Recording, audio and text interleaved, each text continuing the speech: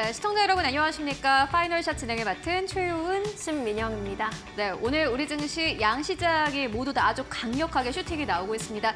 지수 자체가 코스피는 1%, 코스닥은 2% 이상의 강세 탄력을 가지고 가고 있는데요. 특히나 코스피 안에 오늘은 외국인과 기관의 수급이 다시 한번 들어오고 있습니다. 외국인과 기관의 수급에 힘입어서 오늘 코스피가 강력한 탄력을 나타내고 있는 것이 오늘 시장의 특징이라고 할 수 있겠습니다. 네, 그리고 모처럼 시총 상위 1위 기업들이 힘을 내주고 있죠. 삼성전자, 엘테오젠의 급등세가 양지수를 떠받들여주고 있고요. 업종별로도 대부분의 업종 오름세 나타내고 있습니다. 헬스케어, 반도체, IT, 2차 전지, 조선, 건설 등 시장 상승을 주도하고 있고요. 중국 관련주들, 여행과 항공, 엔터, 그리고 화장품까지 골고루 상승세 나타내고 있는데요. 저희와 함께 시장 상황 체크해보시고 이번 주에도 빈틈없는 전략 세워보시기 바라겠습니다. 네, 오늘도 준비했습니다. 시장 마감을 위한 마지막 한 방. 지금 출발할게요. 파이널샷.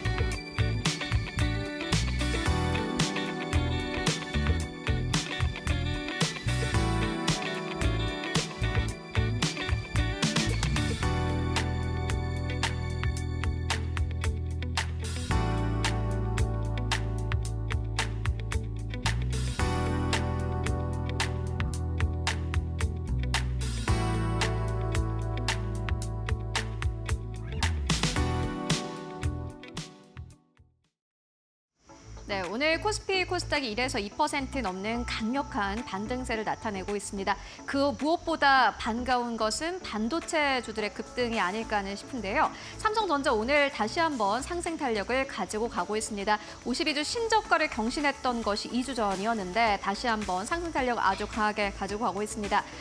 그리고 외국인과 기관의 수급이 앞으로 삼성전자에 계속해서 들어올 수 있을까가 앞으로 시장을 좀 끌어올릴 수 있는 트러블 포인트가 되지 않을까 하는 생각이 드는데요. 시가총액 1위인 기업의 삼성전자의 주가가 잘 가야지 앞으로 코스피 지수가 2,600선은 물론이고 2,700선을 넘어설 수 있다는 기대감이 나오고 있기 때문입니다. 우리는 늘 생각을 합니다. 삼성전자가 잘 돼야지 한국 증시가 잘 되지 삼성전자가 안 되는데 어떻게 코스피가 오르겠느냐. 물론 틀린 말 아닙니다. 지금까지 삼성전자가 잘 가야지 코스피 지수가 잘 올랐던 경향이 있었기 때문입니다. 아마 이 빈칸 안에 들어가는 기업은 삼성전자뿐만이 아니라 시가총액 상위 기업들이 해당되는 그러한 단어일 텐데요. 지금까지 시가총액 상위 기업들의 좀 히스토리를 보고 가도록 하겠습니다. 삼성전자가 시가총액 1위에 올라선 것은 1999년이었습니다. 그 전까지는요. 위에 이 차트가 전체 시가총액 1위 차트인데 보시다시피 한국전력이 99년 전까지만 하더라도 시가총액 1위를 자리한 바 있습니다. 1999년 이후로 삼성전자는 줄곧 계속해서 시가총액 1위 자리를 굳혀왔습니다. 물론 중간중간 약간의 위기가 있었습니다. 이 검은색 바가 KT를 의미하는데 보시다시피 1999년 몇 달 동안은 또 KT가 시가총액 1위 자리를 차지하기도 했었고요. 그리고 이 노란색 바 같은 경우에는 SK텔레콤인데 SK텔레콤도 1999년 사이에 장중한 때에는 또 삼성전자를 제치고 다시 한번 시가총액 1위 기업까지 올라가기도 했습니다.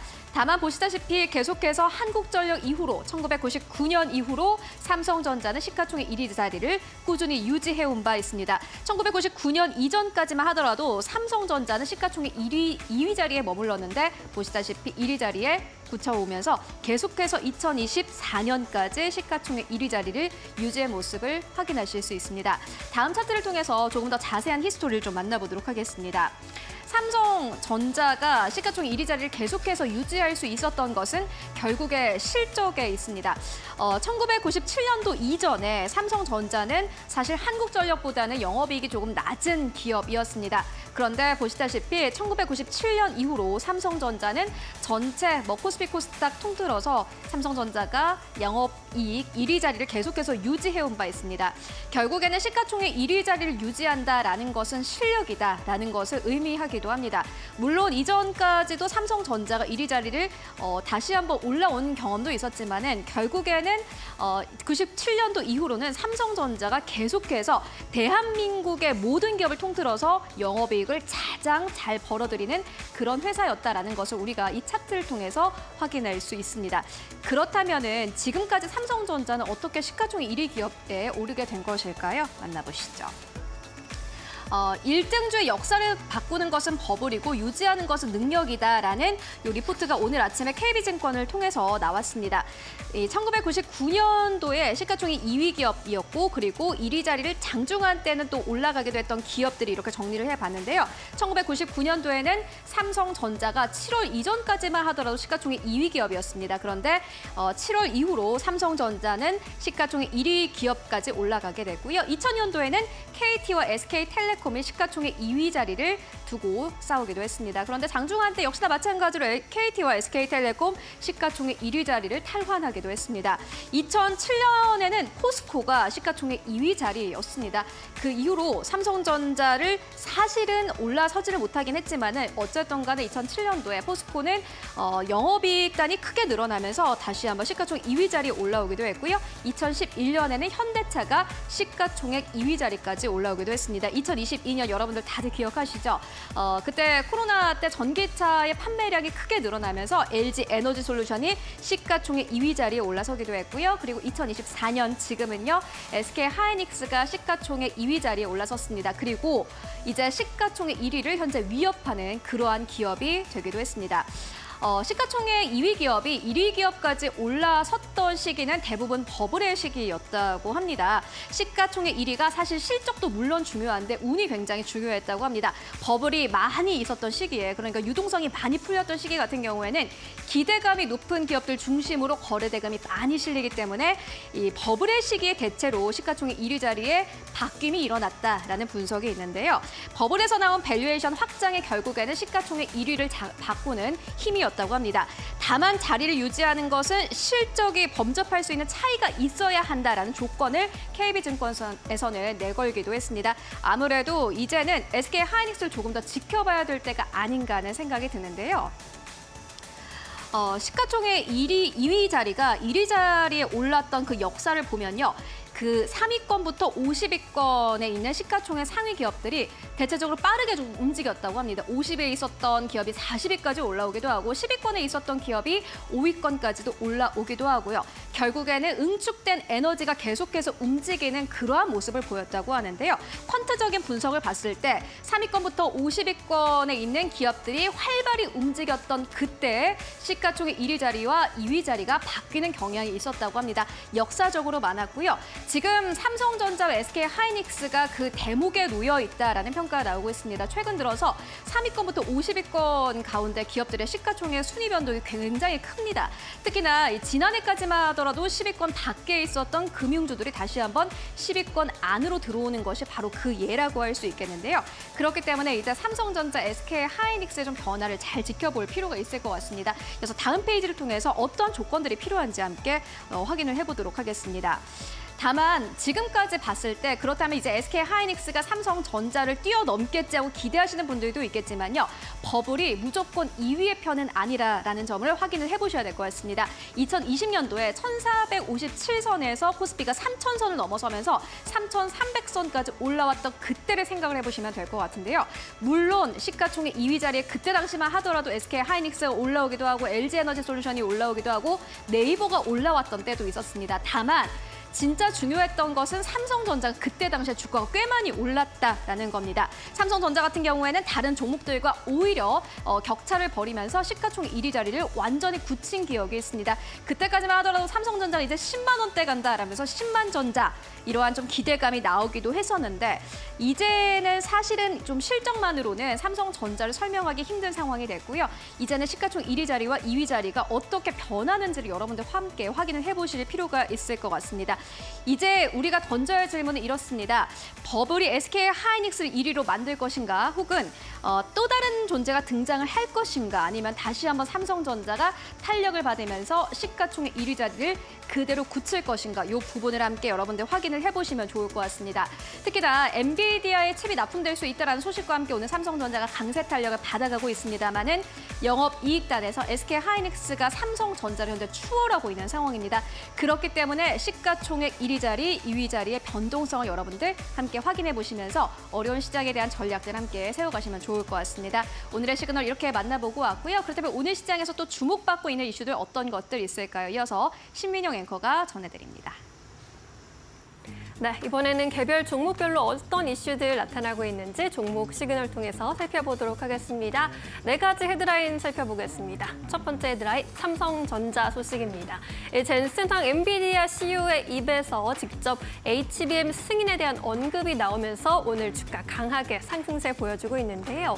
황 CEO가 삼성전자로부터 5세대 HBM, HBM3E 8단과 12단을 모두 납품받는 방안을 검토하고 있다고 밝혔습니다. 납품 승인을 위해서 최대한 빨리 작업 중이다라고 말하면서 엔비디아향 HBM3E의 납품에 대한 기대감을 높이고 있는데요. 다만 황 CEO의 이러한 발언은 멀티 벤더 시스템을 구축하려는 엔비디아 측의 전략적인 접근으로 봐야 한다라는 평가도 나오고 있습니다. HM 물량의 대부분을 현재 SK하이닉스에서 공급받고 있는 엔비디아이기 때문에 가격 협상력과 수급 물량 등을 고려했을 때 삼성전자로부터의 HBM 공급이 절실하게 필요한 상황이기 때문입니다.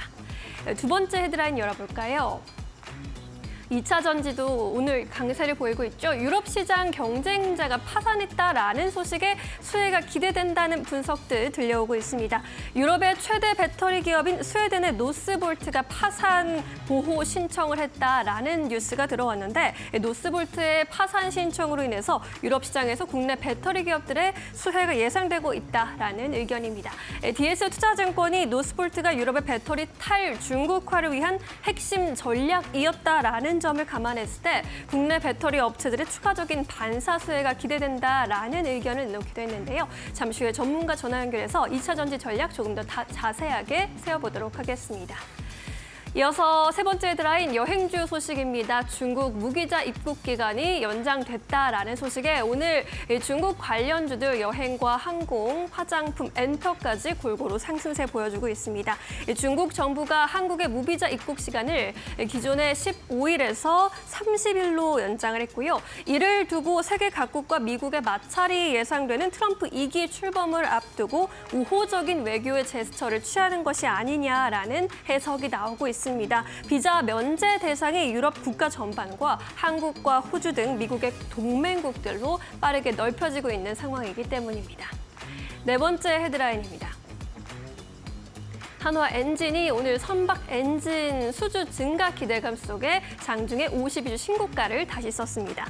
한화증권이 한화 엔진의 2024년 영업이익이 764억 원으로 전년 대비 768.5% 증가할 것으로 전망을 했고요. 선박 발주 과정에서 엔진 소유량이 증가되는 것이 실적 개선의 키포인트다라고 분석했습니다. 지난 3분기 기준 한화 엔진의 수주 잔고가 3조 2,428억 원에 달했는데 그중에 96%가 선박 엔진에 해당했고요. 수주 잔고 레벨이 연간 매출의 3배에 달하고 있는데 이에 따라 가파른 실적 개선세는 지속될 것이다라는 의견을 제시하고 있습니다. 이렇게 네 가지 헤드라인 살펴보셨습니다.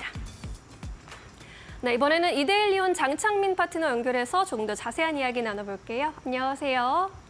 네, 안녕하세요. 이데일리 파트너 장창민입니다. 네, 오늘 네 가지 종목 헤드라인 중에 2차 전지주 소식 꼽아주셨습니다. 오늘 상승세 어떻게 바라보고 계실까요? 네, 일단 오늘 2차 전지주들의 강세가 상당히 좀 세게 나오고 있는데요. 일단 말씀해 주신 대로 대표적인 이슈가 유럽의 배터리 셀 제조업체인 노스볼트가 파산했다는 소식이 전해지면서 이런 강세 흐름을 보이고 있습니다. 이에 따라서 배터리 산업 내 경쟁이 조금 완화될 것이라는 기대감이 커지고 있는 상황입니다. 한편 파산보호 신청으로 미국 투자은행인 골드만삭스가 운영하는 사모투자 펀드들은 최소 9억 달러, 우리 돈으로 1조가 넘는 돈인데 이걸 좀 날릴 수도 있다고 전해지기도 했습니다.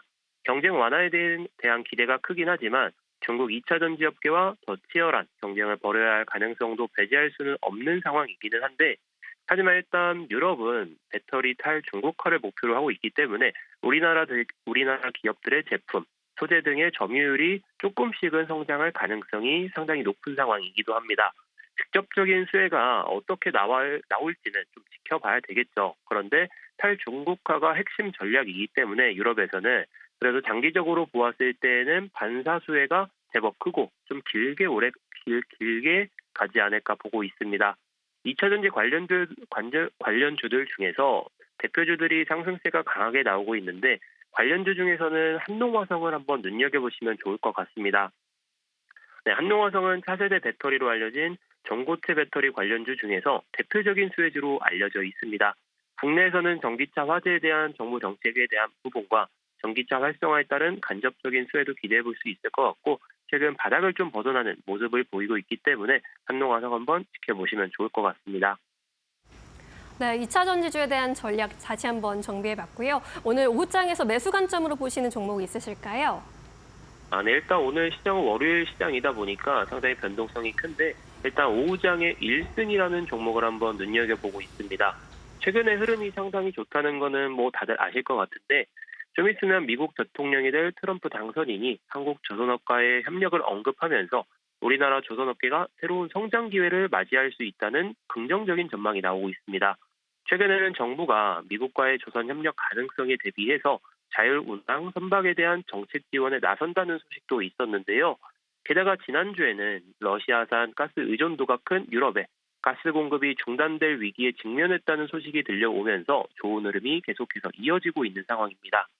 그리고 1승은 조선 액화 천연가스, LNG라고 하죠. LNG 가스 사업을 주력 사업으로 두고 있다 보니까 조금 더 부각받을 가능성이 높습니다.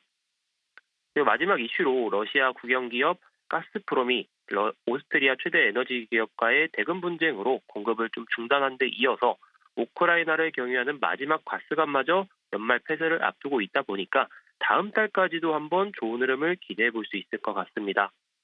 그리고 마지막으로 하나엔진이 선박 엔진 수주 증가 기대에 따라서 사상 최고가를 기록하고 있다고 말씀도 해주셨는데요.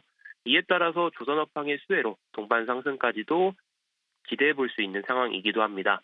그래서 현재 가격대 수준부터 시작해서 약간 높은 4,150원까지는 한번 공략해 보셔도 좋을 것 같고요.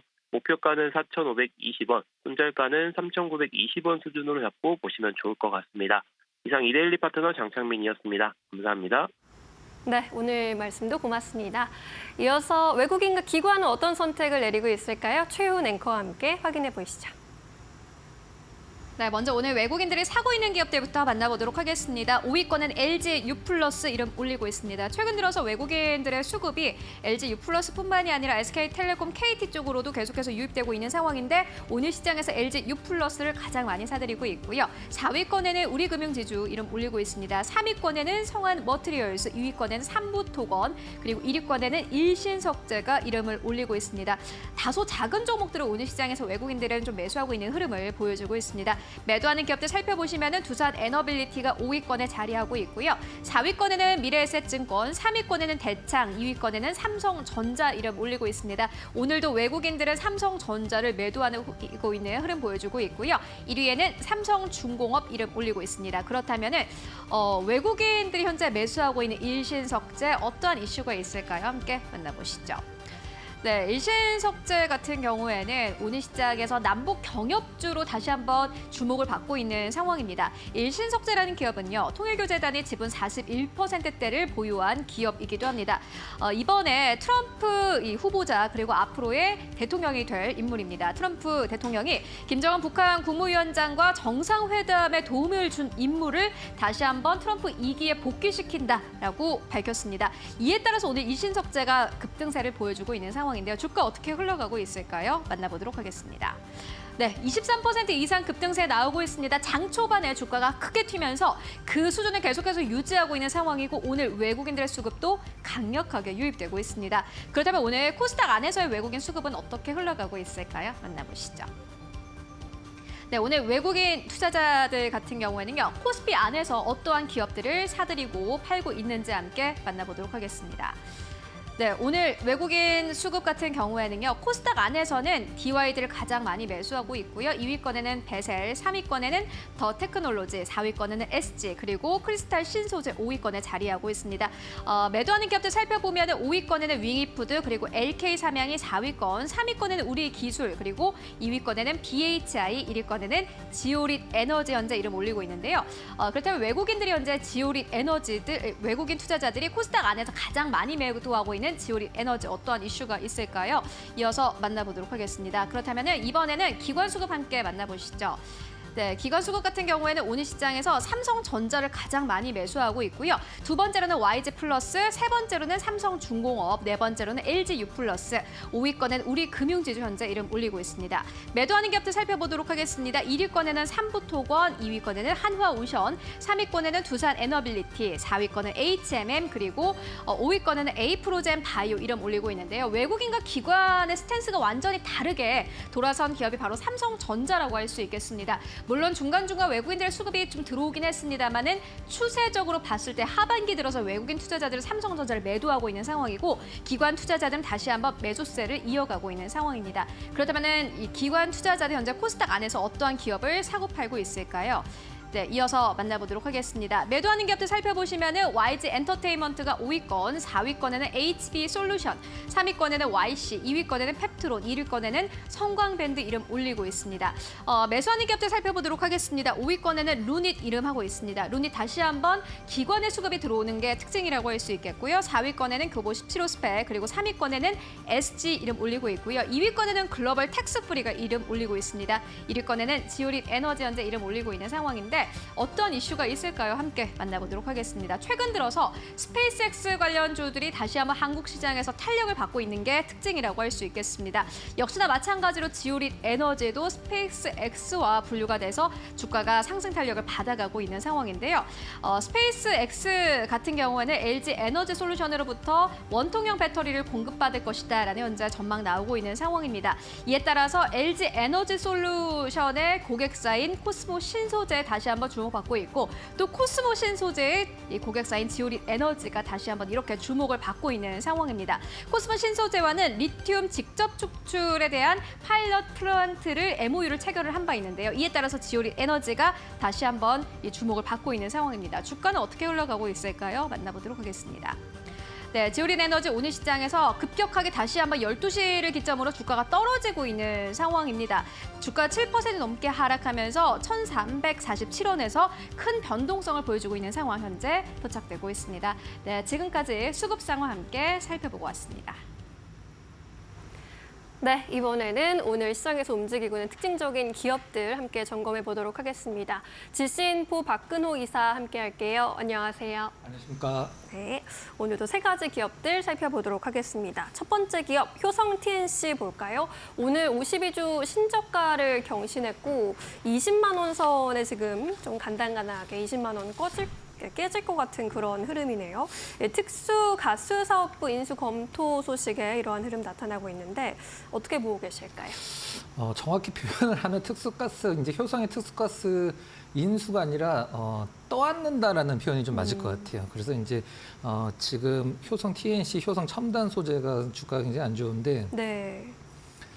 일단 지금 어떤 상황인지를 좀 약간 알고 넘어가야 될 것 같아요. 우리나라뿐만이 아니라 지금 중국 쪽 기업들도 화학 업체들이 굉장히 좀 큰 문제를 안고 있는 게 뭐냐면 이제 중동 쪽 기업들이 중동에서 우리가 보통 원유가 많이 나잖아요. 네. 그렇죠. 근데 중동 쪽에서 생각을 좀 바꾼 거예요. 우리 저기 중국도 마찬가지고 한국도 마찬가지고 동남아 애들이 우리 원유 갖고 가서 화학 제품 만들어서 돈을 많이 버네라고 하니까 그럼 우리도 원유만 팔지 말고 우리 땅에서 나는 원유로 우리가 화학 제품을 만들어서 팔면 어떨까라고 해서 지금 굉장히 많은 화학 공장들이 지어지고 있는 상황이란 말이에요. 그 부분들이 이제 어떤 식이냐면은 원래는 우리가 이제 중국 쪽에서 화학 그 제품들을 굉장히 좀 약간 자체 생산을 많이 하다 보니까 예전처럼 중국의 소위 파리라는 걸 보통 못 받고 있는 상황이었는데 중국이 경기 부양을 했을 때 근데 그 위에 이제 그 중동 쪽 기업들이 현재 중국 쪽 제품보다 30% 넘게 더 싼 제품들을 계속 시장에서 공급을 하고 있는 상황이고 앞으로 2028년도까지 그 화학 공장들이 10개는 더 지어진다라고 하는데 가장 쉽게 표현한다라고 하면 결과물이 똑같다라고 했을 때 집에서 밥을 해 먹는 것보다 시켜 먹는 게 더 싼 상황이 지금 된 상황이죠. 한마디로 국내 자체 생산보다 수입으로 화학 제품들을 수입을 하는 게 더 싼 상황인데 네. 일단 화학 같은 경우는 업스트림이 있고 다운스트림이 있어요. 근데 그 두 가지를 좀 나눠서 생각을 하셔야 되는데 우리나라 이 업스트림 기업들은 한마디로 이제 원유로 처음에 뭔가를 가공하는 기업들은 일단 살아나기는 굉장히 지금 업황상 굉장히 힘들다라고 생각을 하고 있습니다. 근데 그 원유에서 이제 부산물들을 생산을 해서 그걸로 이제 제품을 만드는 다운스트림 기업들은 나름대로 이제 싸게 공급을 받으니까 일단은 좋은 기회가 될 텐데 효성 TNC 쪽으로 넘어가서 과거에 이제 2021년도, 20년도에 정말 뭐 길거리 돌아다녀도 마찬가지고 헬스장 가도 마찬가지고 우리가 보통 레깅스라는 걸 너무 많이 입었죠. 그것 때문에 돈을 굉장히 많이 스판덱스로 많이 번 기업인데 지금 현재 주가는 한 4년 정도 떨어지고 있는 상황이죠.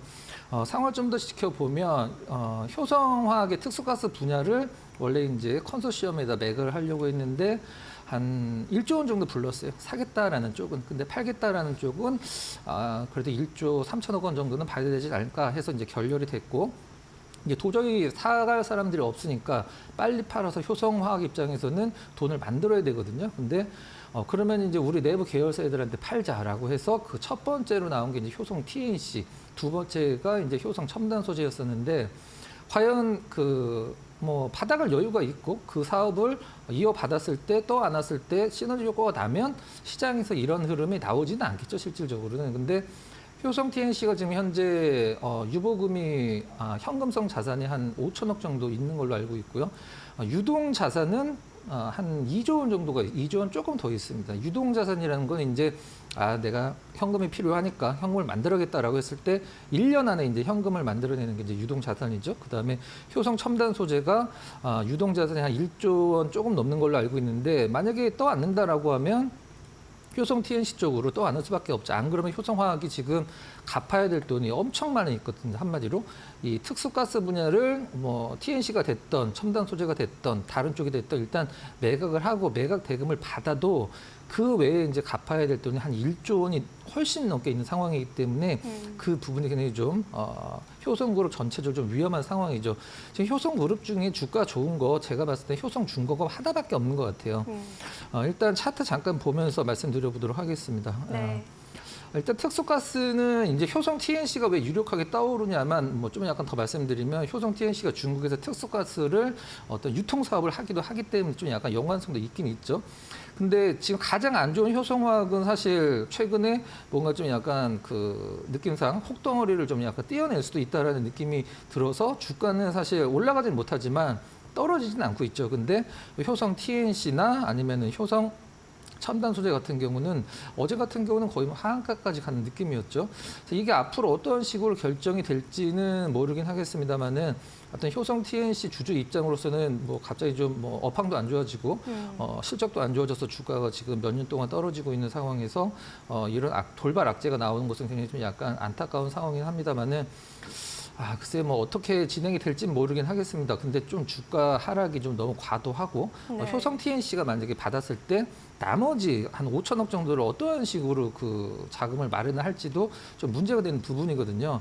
그래서 갖고 계신 분들은 뭐 최근에 아마 제가 봤을 때는 효성 TNC를 사신 분들은 안 계실 거예요. 과거에 이제 몇 년 전에 사셔갖고 최소 1년, 2년 전에 사셔서 좀 약간 오랜 기간 장기 투자 본의 아니게 하고 계신 분들이 대다수이신 걸로 생각이 드는데 아무튼 뭐 외국인들 매도는 좀 약간 뭐 그렇게 크게 나오지 않는다는 점은 그나마 조금 다행이고요. 기관 매도 물량이 좀 한 번 정도는 더 나올 수 있을 것 같은데 이 부분이 이제 뭐 개인적으로 이렇게 된다 저렇게 된다 확실하게 이제 분석을 통해서 말씀드릴 수 있는 부분이 아니기 때문에 좀 약간 힘든 부분이긴 합니다만은 효성 TNC 자체는 말씀드렸듯이 그 다운스트림 쪽 기업이기 때문에 사실 업스트림 말고 다운스트림 쪽은 괜찮아질 거라고 생각을 하고 있거든요. 지금 힘들지만 그래서 좀 더 지켜보시고 차분하게 좀 가져가시면 될 것 같습니다. 네, 앞으로의 이제 업황에 대한 개선 기대감은 있는데 이번에 나온 이제 돌발 악재 같은 경우에는 이 부분을 조금 더 체크해 보셔야 하고 앞으로의 뉴스팔로우도 좀 따라가 보셔야 할 것 같네요.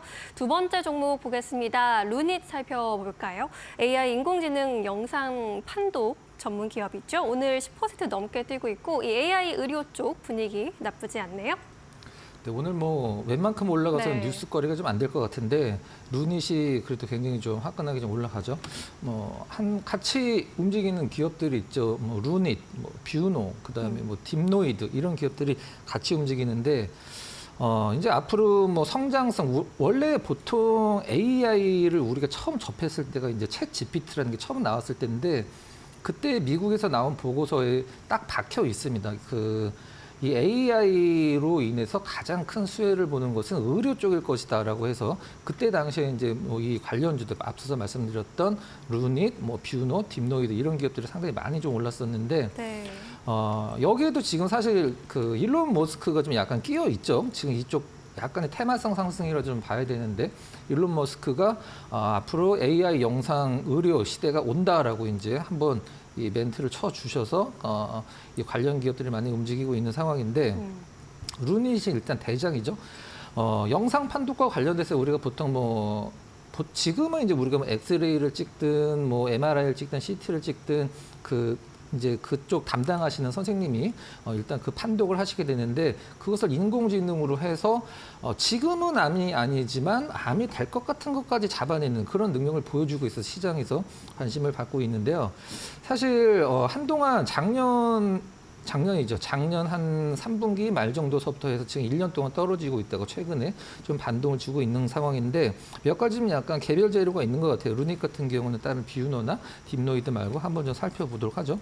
일단 이런 기업들이 사실 뭐 바이오라고 해도 되고 사실 뭐 AI라고 해도 되는데 실적이 제대로 나오는 기업들은 사실 그렇게 많지는 않죠. 근데 루닛 같은 경우는 3분기 실적이 전년 대비해서 73% 성장을 했다. 루닛 인사이트라는 대표적인 제품이라고 해야 되겠죠. 이게 이제 국내에 적용이 되면서 비급여로 이제 적용이 되기 때문에 이쪽 부분. 그다음에 미국 회사 인수한 볼파라 헬스케어 이제 그 가슴 조영술 여성분들 가슴 조영술 로 해서 이제 유방암이라든가 이런 부분들에 있어서 굉장히 좋은 시장에서 좀 평가를 받고 있는 상황이고 얼마 전에 이제 나온 부분들 보면은 일단 북미 영상의학회 연구 초록을 20편을 공개를 한다라고 나왔는데 일단 이 초록이라는 것은 이런 거죠. 논문 초록, 연구 초록할 때 이 초록이라는 것은 우리가 보통 논문이라는 것은 굉장히 어렵고 전문 단어도 많이 들어가고 그걸 쓰는 사람분이나 그쪽에 개통해 있는 분들이 봤을 때는 보고 뭐 알 수도 있겠지만 이제 보통 일반 사람들이 이 의료 쪽에 어떤 다른 쪽도 마찬가지입니다. 보고서 이해하기가 굉장히 힘들잖아요. 네. 그래서 그런 부분들을 굉장히 쉽게 풀어난 거를 이제 초록이라고 생각하시면 됩니다. 한마디로 이제 요약한 거로 보시면 될 것 같은데 그 이제 20편 정도 공개를 한다. 뭐 굉장히 좀 많은 부분이죠. 그다음에 또 아스트라제네카, 뭐 우리나라에서 아스트라제네카 이름 모르시는 분들은 없죠. 코로나 때 백신 때문에 폐암 진단 AI 솔루션을 공동 개발한다. 이 개별 재료들이 굉장히 좀 많은데 하나 이제 시장에서 우리가 보통 이 암과 관련된 암을 진단을 하고 암의 신약을 만들고 이런 기업들의 좀 약간의 그 우려감을 표현할 수 있는 부분이 뭐냐면 우리가 이제 바이든 정부 초기 때 캔서 문샷이라고 해갖고 캔서 X라고도 이제 표현을 하기도 하죠. 백악관 홈페이지에 들어가면 캔서 문샷에 그 참여하는 기업들의 로고가 빵빵빵빵빵 박혀 있었거든요. 근데 요거는 제가 이제 뭐 팩트를 말씀드리면 그게 대단한 건 아니거든요. 이제 미국에서 암과 관련된 기업들을 캔서 문샷에 이제 로고들을 이렇게 넣어주고서 발표가 아니라 이제 보여주는 건데 그냥 우리도 암과 관련돼서 이런 걸 하니까 우리도 거기 넣어주세요 하면 다 넣어준 겁니다. 사실 실질적으로 중요한 기업들을 선별해서 거기서 넣어준 게 아니라 근데 트럼프 어느 정도 이제 투자도 계속 해주기 때문에 민주당 쪽에서는 트럼프 정부 들어서 이 캔서문샷 프로젝트가 유지가 되느냐 안 되느냐도 좀 지금 요 암과 관련돼서 연구 개발하고 하는 이제 뭐 영상 쪽에서 이제 루닛이나 이런 기업들도 시장에서 약간 우려감을 나타내고 있습니다. 하지만 뭐 더 큰 게 있죠. 일론 머스크 발 어떤 앞으로 AI 의료 시대가 온다라는 말. 그 다음에 최근에 루닛을 이제 기대감을 실질적으로 이제 좀 아직은 좀 약간 미약하긴 합니다만은 기대감만으로 주가가 작년에 올랐다라고 하면 이제 실적적인 측면에서 뭔가 좀 가시적인 성과를 보여주고 있어서 이 루닛이 지금 현재 대장 노릇을 하고 있는 상황인 것 같아요. 이제 외국인들 차트 잠깐 보면서 말씀을 드려보면 네. 외국인들 올해 한 여름서부터 굉장히 매도가 좀 많이 나왔었죠. 매도 많이 나오다가 지난주 정도에 이제 빨간색 선이죠. 매도가 어느 정도 마무리가 되고 어제 지난주 금요일 기준으로 매수 전환된죠. 그 다음에 기관은 뭐 그동안 약간 뭐 사지도 않고 팔지도 않고 좀 약간 좀 그 조용한 어떤 매매 패턴을 보여줬었는데 최근에 이제 루닛의 상승기 때 기관도 한몫했다라는 점. 그다음에 아직까지는 특별한 매도 물량이 나오지 않는다라는 점에서 긍정적으로 보셔도 될 것 같습니다. 알겠습니다. 오늘 이제 루닛 인사이트 연구 초록을 미국에 가서 발표할 것이다라는 뉴스가 나왔고 또 이 말고도 여러 가지 모멘텀이 있기 때문에 앞으로의 주가 흐름은 눈여겨보셔도 좋겠다라는 의견이었습니다. 세 번째 종목으로 넘어갈게요. LIG 넥스원입니다. 오늘 시장에서는 약 2% 정도 살짝 조정을 좀 받는 모습인데 그동안 많이 올라서 이제 좀 추세 전환이 되는 건지 방산주들이 그래도 아직 상승 여력이 있는 건지 많이들 궁금해하실 것 같아요. LIG 넥스원뿐만이 아니라 한화 에어로스페이스도 마찬가지인데 제가 봤을 땐 좀 약간 시장이 좋아지려고 하니까 이 방산주들이 빠지고 있어요. 그래서 어떤 시장에 좀 레버리지 역할을 좀 하지 않나라는 생각을 하고 있는데 네. 방산주를 갖고 계시는 분들의 사실 뭐 걱정은 뭘까요? 그다음에 처음에 이제 아직 방산주를 안 갖고 있어서 이 약간 11월 달 들어서 조정을 받고 있는 방산주들을 사시려고 생각하시는 분들의 갈등 요소는 무엇일까요? 사실 실적은 아닐 겁니다. 그렇죠? 방산주의 실적을 걱정하시는 분들은 안 계시고 가장 큰 걱정은 좀 너무 많이 올랐다. 그 다음에 미래에 지금 현재도 좋지만 미래에 좋아질 수 있는 실적을 현재 주가에 얼마만큼 땡겨서 썼느냐, 주가에 적용을 해줬느냐. 사실 그것만 우리가 굉장히 좀 판단을 잘 할 수 있다라고 하면 지금 방산주들은 사실 가격적으로 좀 약간 좋은 기회가 될 텐데 제가 요거는 좀 약간 제가 정확하게 좀 말씀드리도록 하겠습니다. 방산주가 만약에 뭐 어떤 기업이 뭐 롯텐도 마찬가지고 한화도 마찬가지고 LIG도 마찬가지입니다. 뭐 한 2조 원 정도의 수주를 했다라고 하면은 그걸 2조 원이라고 생각을 하시면 안 돼요. 왜 그러냐면 이 방산주는 전반적으로 이제 락인 효과라는 게 있습니다. 락인 효과라는 게 뭐냐면 만약에 뭐 LIG 넥스원이 뭐 미사일을 판매를 했다. 한화가 뭐 K9 자주포를 뭐 수출했다. 현대로템이 K2 전차를 수출했다라고 이런 식으로 봤을 때 처음 수출한 물량을 갖고 사간 나라에서 그걸 적용하고 계속 운영을 하다 보면 유지보수 비용이 계속 들거든요. 유지보수 비용이라는 거는 근데 포탄 같은 경우, 미사일 같은 경우 시험 발사도 하고 계속적으로 이제 뭐 수리도 해야 되고 해서 그런 부분에서 이제 어떤 끈끈한 관계를 맺은 다음에 그게 추가 수출로 반드시 이어지거든요. 한 번도 안 그런 적이 없었었는데 그럼 지금 LIG 넥스원이나 한화나 롯데 같은 방산주들이 지금 이제 시장에서 딱 그 팩트로 나와 있는 실적이 끝난다라고 생각하시고 미래에 그거보다 한 2배, 3배 정도의 어떤 매출이 더 나온다라고 생각하시면 돼요. 일단 우리가 뭐 조선업도 마찬가지고 지금 방산주도 마찬가지긴 합니다만 수주 잔고로 그 기업들을 평가를 하는데 수주 잔고가 일단 뭐 우리나라의 웬만한 내노를 하는 방산주들은 뭐 한 2028년도까지는 사실 뭐 딱히 수주를 안 해도 계속적으로 이제 공장이 계속 돌아갈 수밖에 없는 풀로 그런 어떤 그 수주 캐파를 갖고 있기 때문에 어떤 실적에 대한 걱정은 하지 않으셔도 될 것 같고 이제 가장 좀 중요한 거는 이제 뭔가 좀 그 임팩트 있는 게 좀 하나 필요하죠. LIG 넥스원 같은 경우는 우리가 보통 미국을 얘기를 할 때 천조 원이다, 천조국이다 이렇게 얘기를 하잖아요. 네. 일단 그 방산에만 그 천조 원을 쓴다라고 해서 천조국인데 이 미국의 어떤 무기를 수출한다는 것은 굉장히 좀 의미가 있는 거죠, 실질적으로는. 그래서 이 넥스원에서 만든 미궁이라는 이제 미사일이 있는데 우리가 이제 드론, 우크라이나 전쟁에서 드론 많이 보셨잖아요. 이제 바다에도 이제 드론 같은 배가 있거든요. 무인정이라고 해서 거기다가 이 미궁을 달고서 이제 미국이 5년 동안 이제 테스트를 했는데 거의 뭐 100%의 그 명중률을 보였다라고 해요. 그래서 그냥 시간의 문제고 거의 미국 쪽의 미국 수출 같은 경우는 이제 초읽기에 들어갔다라고 보시면 될 것 같습니다. 이게 저는 가장 좀 큰 것 같고 차트 한번 잠깐 보면서 말씀드려보도록 할까요? 네. 뭐 정말 너무 많이 올라왔죠. 네. 대신 한 4년이라는 긴 세월이 걸렸는데 거의 제가 봤을 때는 좀 낮게 잡았을 때 10배거 거의 가까운 상승을 보여줬었는데 중간중간에 사실 길게 상승을 했을 때 이런 중간중간에 좀 약간 러프한 조정이 없으면 사실 그 다시 업사이드로 가기는 힘들거든요. 근데 지금의 조정이 과거의 어떤 조정을 거치고 다시 상승 쪽으로 돌릴 수 있는 한마디로 조종이냐 아니면은 시장에서 혹은 그 보유자분들이 걱정을 하시는 고점에서 찍고 이제 떨어지는 하락 전환이냐라고 봤을 때 우리가 이제 수급을 한번 좀 봐줘야 되는데 글쎄요. 지금 여러분들 보시기에는 이제 빨간색 선의 외국인과 파란색 선의 기관 둘 중에 이 LIG 넥스원이 어떠한 그 수급을 타는지 저는 눈에 보이는데 거의 외국인 수급으로 움직이고 있죠. 네. 지금 제가 봤을 때는 올해 초에 상승 때 외국인들의 수급과 기관의 수급이 반대였었는데 데칼코마니처럼 근데 외국인 수급을 따르고 있죠.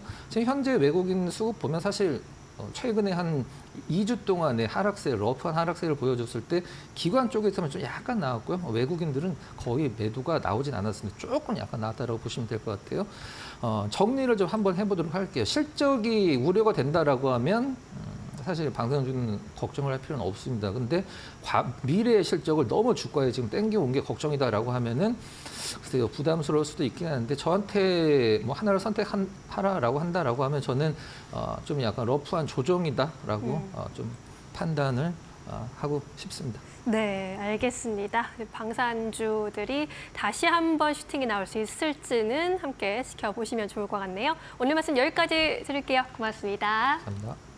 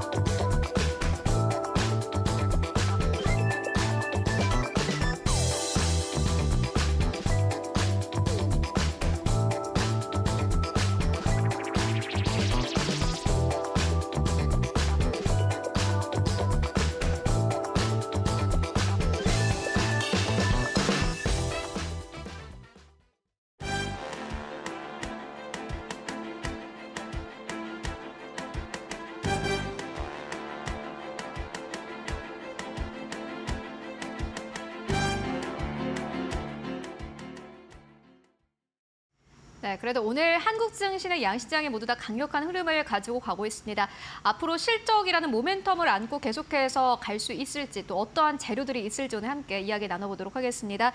이데일리의 피용익 매크로 에디터 모시고 이야기 나눠보도록 하겠습니다. 안녕하십니까? 네, 안녕하세요. 네, 이번 주 시장에 먼저 주요한 좀 재료들부터 짚고 갈까요? 네, 이번 주는 11월의 마지막 거래 주간이죠. 이번 달 증시는 미국의 대통령 선거를 전후로 변동성이 굉장히 커졌었는데요. 우리 증시는 월간으로 현재까지 마이너스지만 그래도 지난주에 코스피가 2,500선을 회복했고요. 국민주로 불리는 삼성전자 주가도 5만 원대 중반으로 올랐었습니다. 오늘도 코스피 지수와 코스닥 지수 그리고 삼성전자 주가 모두 큰 폭으로 오르고 있습니다. 여전히 지수가 저평가 구간에 있다고 판단되기 때문에 이번 주에도 반등을 모색할 것으로 보이는데요. 다만 이번 주에 미국의 추수감사절이 있습니다. 뉴욕 증시는 추수감사절 당일 휴장하고 다음 날에는 조기 폐장합니다. 한 주 거래일이 3.5일밖에 되지 않기 때문에 거래량이 줄고 그래서 변동성이 커질 수 있다는 점은 우리 증시에도 영향을 줄 수 있습니다. 이번 주에는 또 한국은행이 금융통화위원회를 열고 기준금리를 결정합니다. 미국에서는 개인 소비지출 PCE 가격지수가 발표되고요. 또 연방준비제도가 PC 가격지수는 연방준비제도가 가장 중요하게 생각하는 물가지표로 알려져 있기 때문에 잘 체크해봐야 되고요. 연준의 11월 FOMC 의사록도 공개됩니다. 이외에도 미국의 3분기 경제 성장률 잠정치도 발표될 예정입니다. 네, 이번 주에 그래도 좀 굵직굵직한 이슈 꽤 많습니다. 무엇보다 미국 내에서 추수감사절이 있기 때문에 미국 안에서의 이 전체적인 주식 거래 일자는 좀 줄어드는 상황입니다. 아무래도 미국 증시의 영향을 다소 덜 받는 한 주가 되지 않을까 하는 생각이 드는데요. 먼저 오늘은 어떠한 일정이라든지 경제 지표 발표가 있습니까? 네, 이번 주에 굉장히 굵직한 재료가 많은데 오늘은 일단 좀 조용하게 시작할 것 같습니다. 오늘 밤에는 미국에서 댈러스 연방준비은행이 발표하는 11월 제조업 지수가 발표됩니다. 지난달에는 마이너스 3으로 나왔거든요. 기준선인 0을 밑돈 건데요. 그래도 이 수치가 30개월 만에 가장 높은 수치였습니다. 개선되는 흐름을 계속 이어갈 수 있었을지 주목되고 있습니다. 네, 월요일 다소 오늘 밤에는 경제지표 하나 발표 현재 예정이 되어 있고요. 이어서 화요일로 옮겨가 보도록 하겠습니다. 화요일에는 그렇다면 어떠한 경제 일정들 대기가 되어 있습니까? 네, 화요일에는 한국은행이 발표하는 이번 달 소비자 심리 지수가 나옵니다. 내수 경기가 기대만큼 빠르게 회복되지 못하고 있다는 게 우리 경제의 가장 큰 고민거리인데요. 지난달에는 2달 연속 하락세에서 벗어나면서 석 달 만에 반등에 성공했습니다. 이런 흐름이 이번 달에도 이어졌을지 주목되고 있습니다. 미국에서는 10월 신규 주택 판매 집계가 발표됩니다. 신규 주택 판매는 연준의 기준금리 인하로 모기지 금리가 내려가면서 최근 수요가 늘고 있는 추세입니다. 9월에는 전달 대비 4% 넘게 증가하면서 1년 4개월 만에 최고치를 기록한 바 있습니다. S&P 케이스 실러가 발표하는 9월 주택 가격도 발표되는데요. 20개 대도시 집값을 통계를 낸 겁니다. 8월에는 5.2% 오르면서 사상 최고가 행진을 이어갔고요. 9월에도 이런 흐름이 이어졌을 것으로 전망되고 있습니다. 그리고 연준의 FOMC 의사록이 화요일에 공개됩니다. 연준 위원들이 회의에서 구체적으로 어떤 이야기를 나눴었는지를 체크해야 하고요.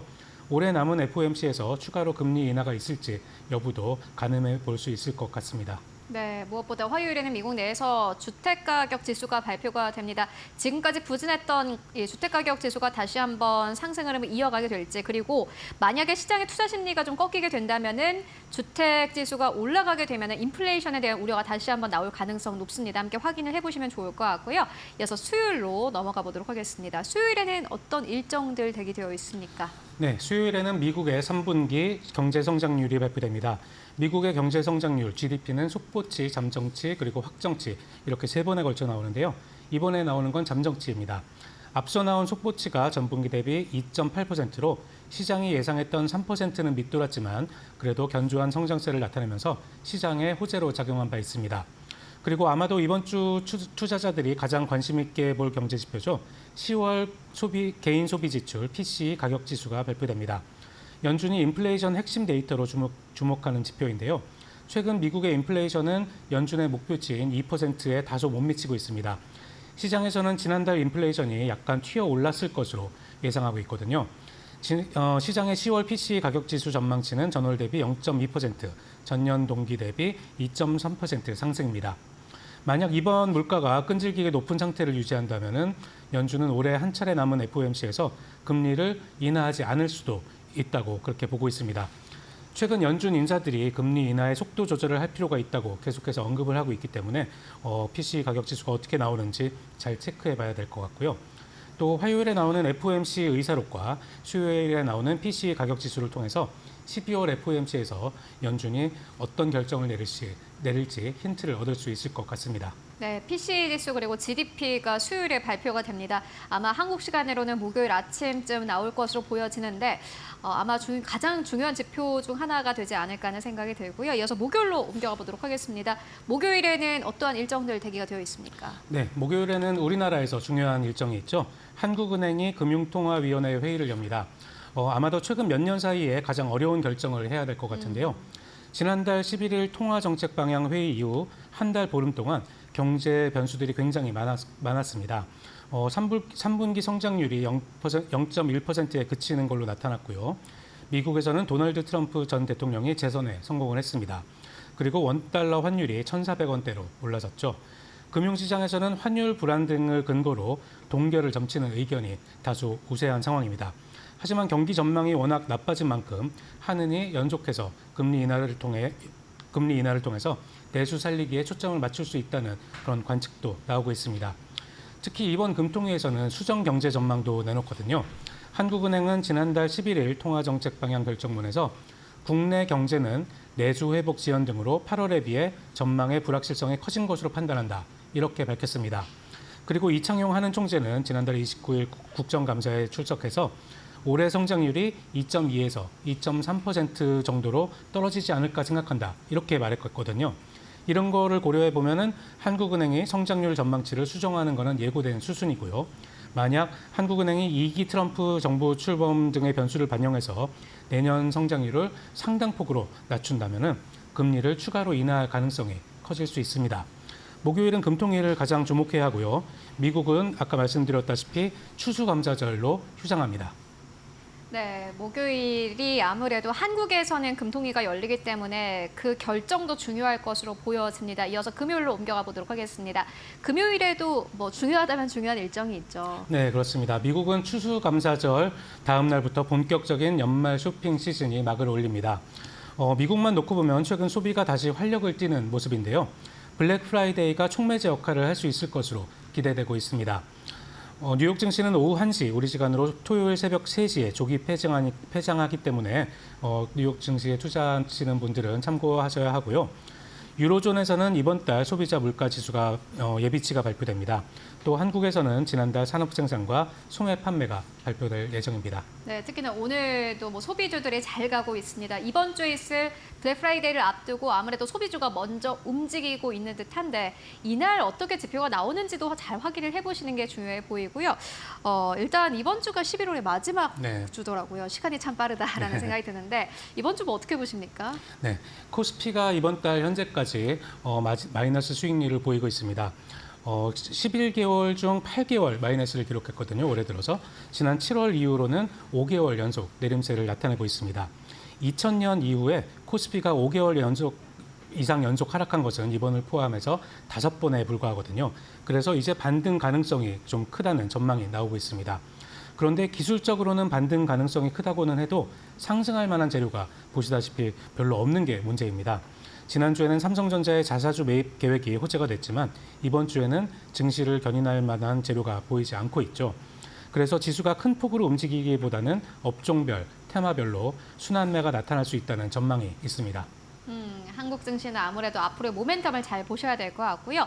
뉴욕 증시는 사상 최고치 부근에서 계속해서 맴돌고 있습니다. 그리고 연말 랠리도 좀 기대해 볼 수 있겠다라는 생각 드는데 어떻게 보십니까? 네, 뉴욕 증시는 강세를 이어가고 있고요. 이번 달에는 롤러코스터를 좀 타기는 했지만 다우 지수는 11월 들어 6% 이상 올랐습니다. 큰 변수가 없으면 뉴욕 증시는 11월 거래를 무난한 강세로 마무리할 것으로 예상되고 있습니다. 추수감사절이 지나면 뉴욕 증시는 본격적인 연말 장세로 들어갈 것으로 기대가 되고 있는데요. 뉴욕 증시는 통상 연말에 들면서 산타랠리로 상승하는 경향을 보이고 있습니다. 특히 이번 연말을 앞두고는 월가에서 잔밋빛 전망이 나오고 있습니다. 골드만삭스와 모건스탠리는 내년 말까지 S&P 500 지수가 6,500선으로 오를 수 있다고 보고 있고요. 일부 투자은행들은 내년 말까지 S&P 500 지수가 7,000선을 돌파할 수 있다는 전망도 내놓고 있습니다.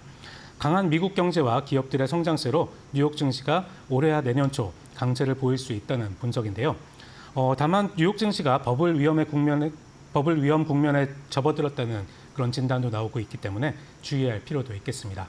네, S&P 500의 7,000선에 도달할 수 있을지 여러분들 함께 또 관전 포인트로 삼아보시면 좋을 것 같습니다. 네, 지금까지 피용익 에디터와 함께 이야기 나눠봤습니다. 말씀 고맙습니다. 고맙습니다.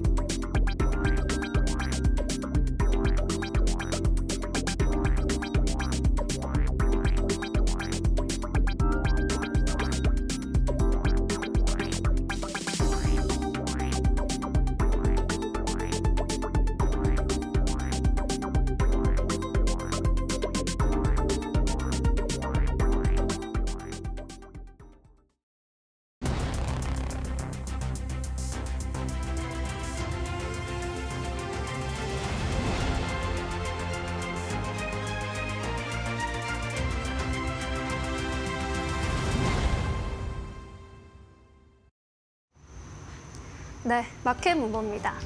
국내 조선주들의 주가가 그야말로 순항하고 있습니다. 특히 올해는 조선주들에게 특별한 한 해가 될 것으로 보이는데요. 조선 3사가 동반으로 연간 흑자 달성에 성공이 예상되는 성공적인 한 해가 될 것으로 보입니다.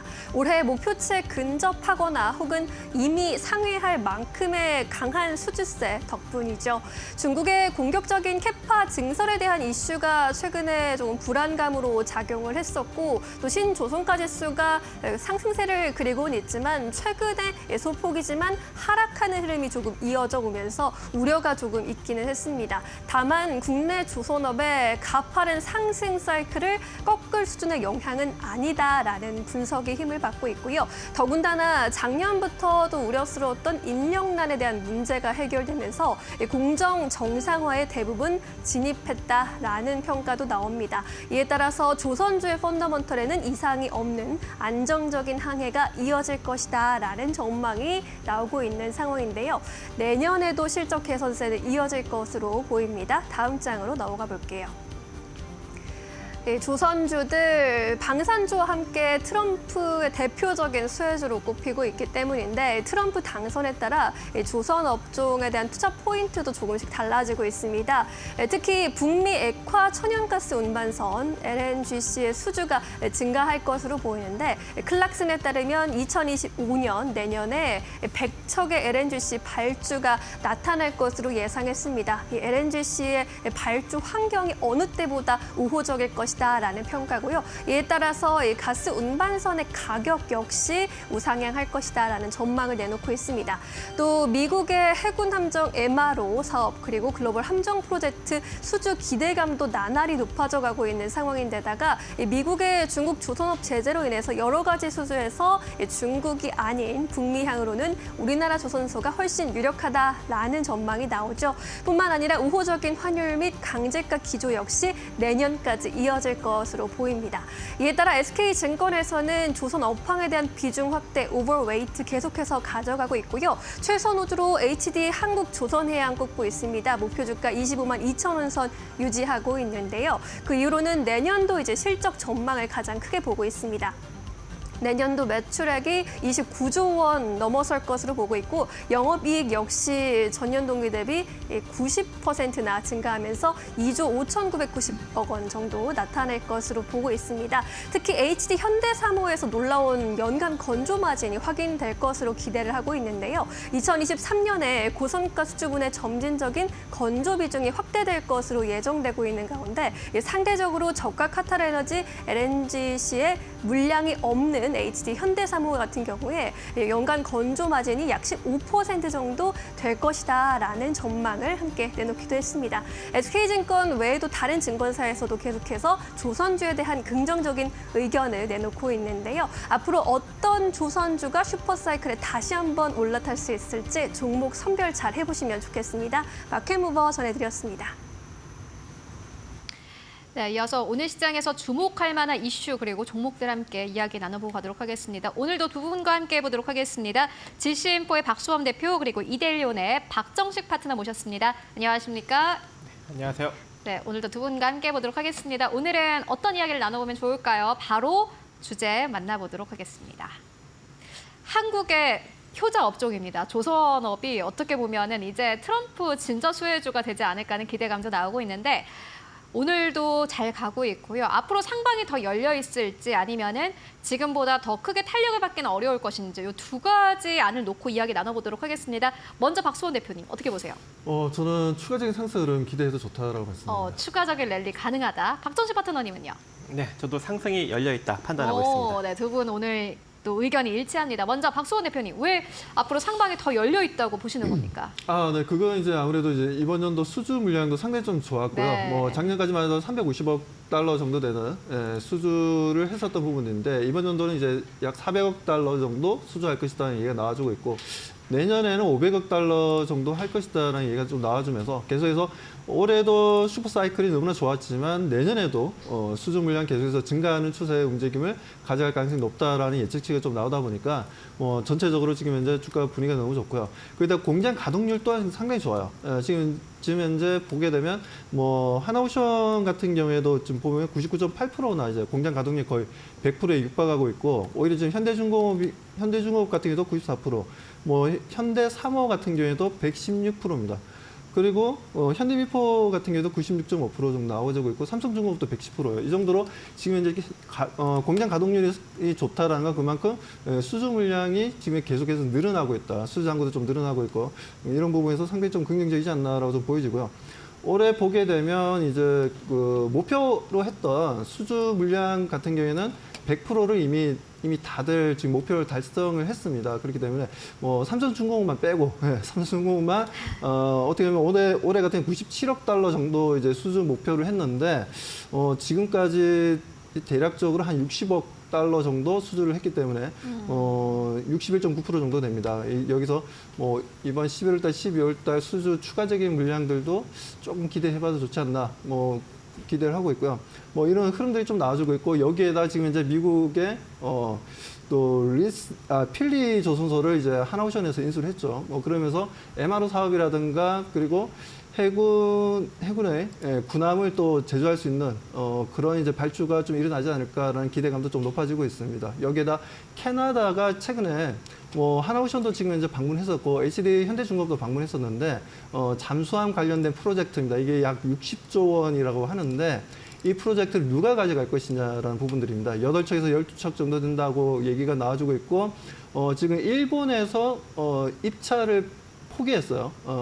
그렇다면 지금 이제 하나오션 아니면 HD 현대중공업이 가져간다는 거죠. 둘 중에 한 회사가 가져갈 텐데, 과연 어떤 회사가 가져갈지, 이 수주를 하게 된다면 주가는 정말 엄청나게 좀 킹덤 점프할 것으로 좀 보여집니다. 그렇기 때문에 그 기대감이 아직까지 살아있기 때문에 관련 종목들은 오늘도 좋은 움직임을 보여줬지만 이번 주, 다음 주도 계속해서 상승 랠리는 지속될 가능성이 높다라고 좀 보여지고요. 아무튼 재료 소멸이 만들어질 때까지는 계속 상승한다라는 관점입니다.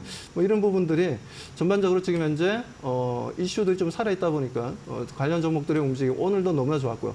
그리고 지난주 같은 경우에 제가 조선 쪽에서도 이 시간대는 아니었지만 아침 시간대에 출연했을 때 엔진 쪽을 좀 많이 좀 보자라고 말씀드렸어요. 그래서 하나 엔진도 괜찮고, 그리고 HD 현대마린 엔진도 좋다라고 좀 말씀드렸는데, 관련 종목들이 움직임을 좀 보여주고 있습니다. 그렇기 때문에 이쪽도 관심을 또 우리 투자자분들이 계속 가져보시길 바라겠습니다. 네, 알겠습니다. 조선주 앞으로 제로 소멸 나올 때까지는 계속해서 주가 탄력을 보일 것이다라는 전망 듣고 하고요.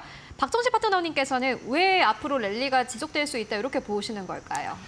네, 조선업 전반적으로 실적이 올해부터 이제 본격적으로 강하게 턴 어라운드 되고 있는 그런 상황이고요. 또 도널드 트럼프 미국 대통령 당선인이 아무래도 한국 조선업과 이제 긴밀한 관계, 긴밀한 협력을 맺고 싶다라고 언급을 했기 때문에 아무래도 이제 미국 군함의 이 MRO 시장이 우리나라 조선업에 대한 어떤 그런 안정적인 어떤 그런 지지 역할을 좀 하지 않을까라고 생각을 합니다. 일단 조선업은 일단 경기에 상당히 업황에 좀 영향을 많이 받는 그런 측면이 있기 때문에 안정적인 매출과 영업이익을 낼 만한 어떤 그런 모멘텀이 있어야 되는데, 아무래도 이 MRO 사업이 좀 안정적인 매출과 영업이익을 달성시키는 주요 역할을 하지 않을까 그렇게 생각을 하고 있어요.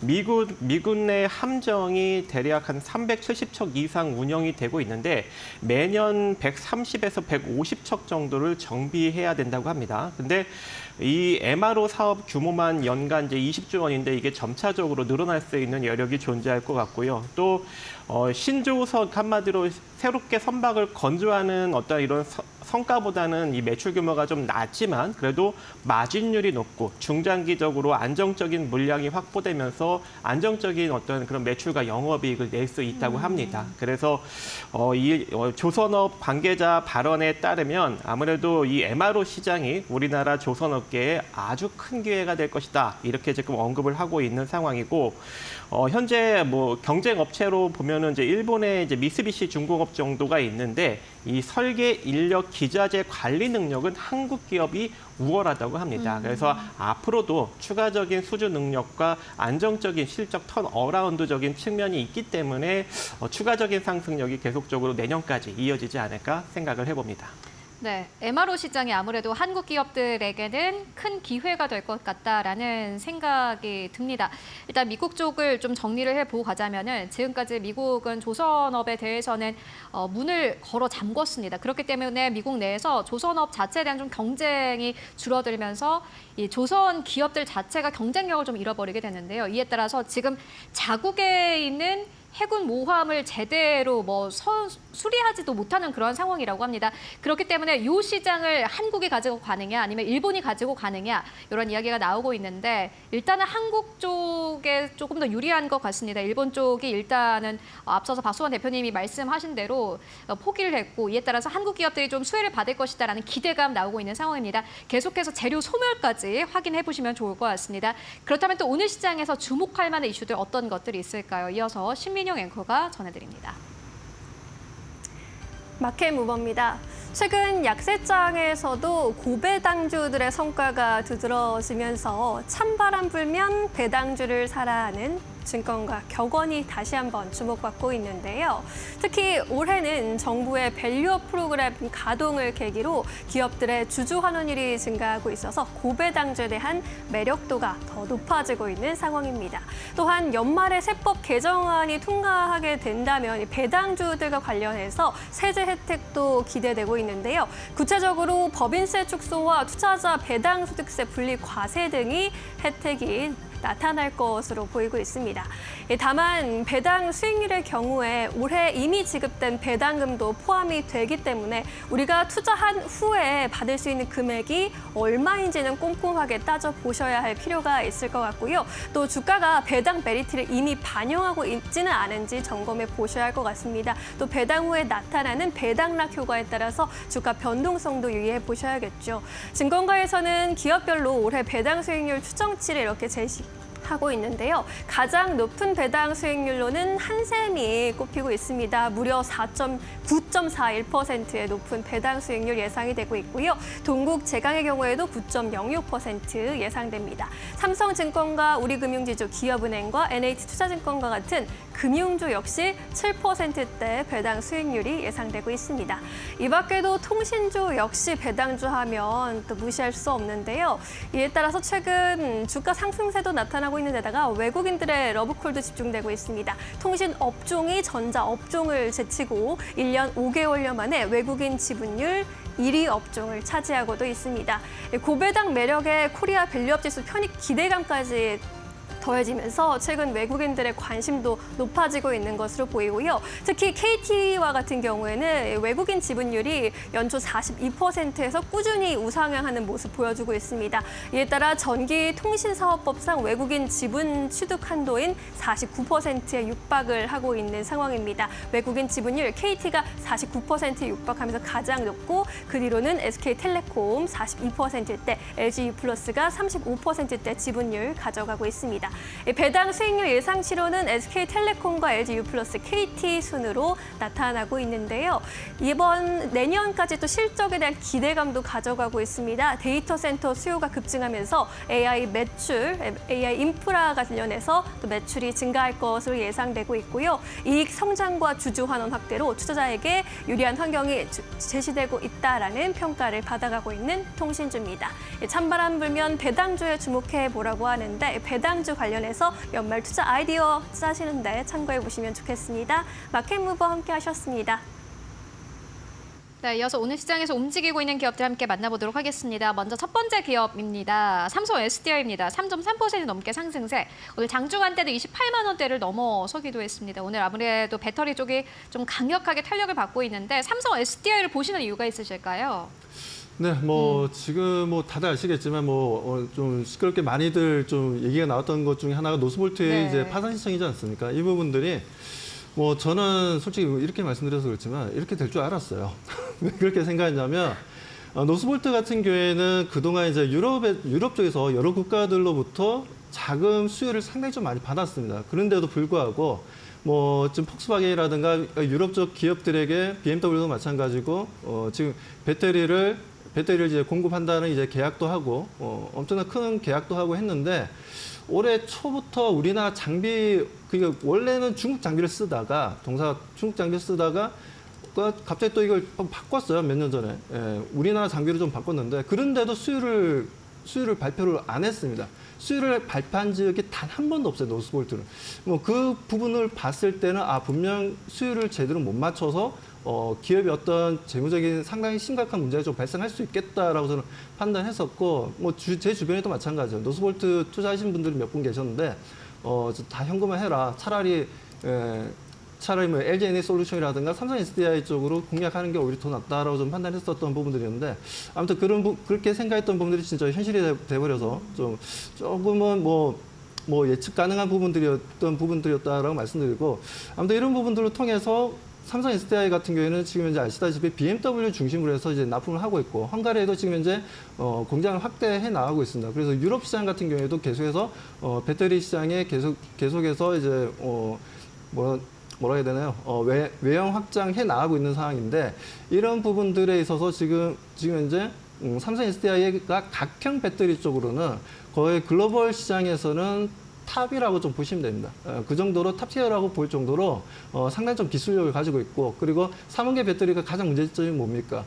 에너지 저장이라든가 모든 게 이게 좋지만 효율성도 좋고 하지만 문제는 발열 문제들 이런 문제들이 좀 됐던 부분인데 각형 같은 경우에는 그런 부분에서 상당히 좀 안정적인 배터리라는 거죠. 3원계 배터리 안에서는 그러다 보니까 많은 완성차 업체 쪽에서는 각형 배터리를 좀 원하고 있고 그러다 보니 삼성 SDI는 각형에 계속 개발을 해 나왔던 부분들이 이제는 좀 빛을 보고 있는 상황이라고 좀 보여집니다. 그래서 저는 지금 현재 LG 솔루션도 상당히 좀 긍정적으로 바라보고 있지만 좀 더 지금 좋지 못한 흐름들에서 어떻게 보면 트럼프 2기가 지금 현재 내년 1월 20일부터 시작되는 부분들에 있어서 그래서 IRA법 폐지 내용 때문에 주가 움직임이 좋지 못했지만 노스볼트의 이런 부분들은 계속해서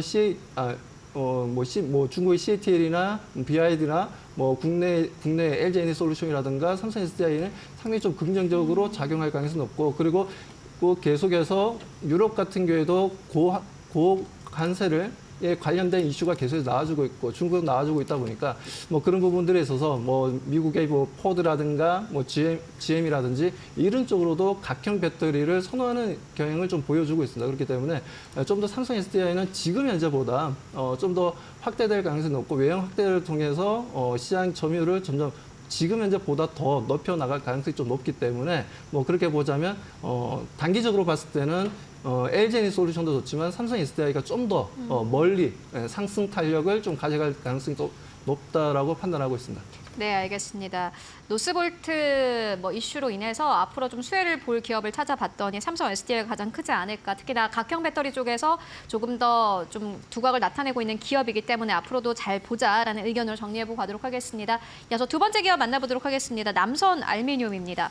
알루미늄 가격이 최근에 좀 올라왔는데 오늘 시장에서 남선 알루미늄은 약간의 조정 나옵니다. 1% 넘게 하락세, 1,385원대에서 거래가 되고 있습니다. 박정식 파트너님께서는 알루미늄 관련주를 보고 계신 이유가 있으실까요? 일단 첫 번째로는 이제 중국이 본격적으로 이제 비철금속 쪽에 이제 보조금을 이제 폐지하는 어떤 그런 기조로 나가고 있다 보니까 아무래도 가격적인 좀 메리트도 좀 있을 것 같고요. 또 거기다가 최근에 이 건설 경기가 조금씩 살아나고 있는 측면이 있습니다. 그래서 남선 알루미늄 같은 경우에는 알루미늄 샤시 그리고 이제 PV 창호를 생산해내고 있고 특히 이제 다양한 이제 최대 많은 창호를 현재 개발하고 제품도 보유하고 있기 때문에 아무래도 이제 건설 경기 쪽에 상당히 좀 영향을 받을 것 같습니다. 그래서 올해부터 보면 매출과 영업이익이 다시 또 턴어라운드 흑자 기준으로 좀 나아가고 있는 어떤 그런 측면이 있기 때문에 주가도 많이 빠진 상황에서 우리가 저점 매수로 한번 접근을 해볼 수도 있을 것 같고요. 또 이 범퍼 등 이 자동차 내외장용 플라스틱 부품도 생산을 해내고 있는데 원래는 이제 쉐보레에 계속적으로 납품을 하고 있다가 최근에는 이 KG 모빌리티 신규 차종의 납품 계약도 체결을 하면서 그 이제 거래처를 좀 늘리고 있는 그런 영향도 좀 있습니다. 최근에 이 자동차 부품사들의 좀 긍정적인 호실적도 좀 이어가고 있는 그런 상황이기 때문에 어떠한 낙수 효과도 좀 기대해 볼 수 있는 여력이 존재할 것 같고 또 이제 2차 전지 쪽이 오늘 좀 핫하게 움직이고 있는 그런 상황이 있는데 이 듀엘 ENG와 이 바이메탈 버스바를 활용한 2차 전지용 모듈 개발 업무 협약을 최근에 체결을 했습니다. 이 바이메탈 버스바 모듈이 일단 2차 전지의 이 충방전할 때 생기는 이 전기 저항을 최소화하고 그에 수반되는 열을 빠르게 관리하는 역할을 하는 부품이기 때문에 앞으로 이제 잘만 개발이 된다면 아무래도 이제 2차 전지 관련 섹터에 엮여서 움직일 수 있는 여력도 존재할 것 같고 또 이게 또 이낙연 정치 테마 쪽으로도 좀 엮여 있는 또 그런 측면이 있습니다. 그래서 이재명 대표가 이제 지속적으로 사법 리스크가 만약 계속 불거지게 된다면 또 이제 정치 테마로도 단기적인 또 주가 상승력도 우리가 기대해 볼 수 있지 않을까 생각을 해봅니다. 그래서 이러한 다양한 이슈와 또 턴어라운드적인 어떤 그런 재무적인 어떤 그런 측면도 있다 보니까 여러분들이 저점 매수에 나서시면 좋은 결과를 만들어갈 수 있을 것으로 생각을 하고 있고요.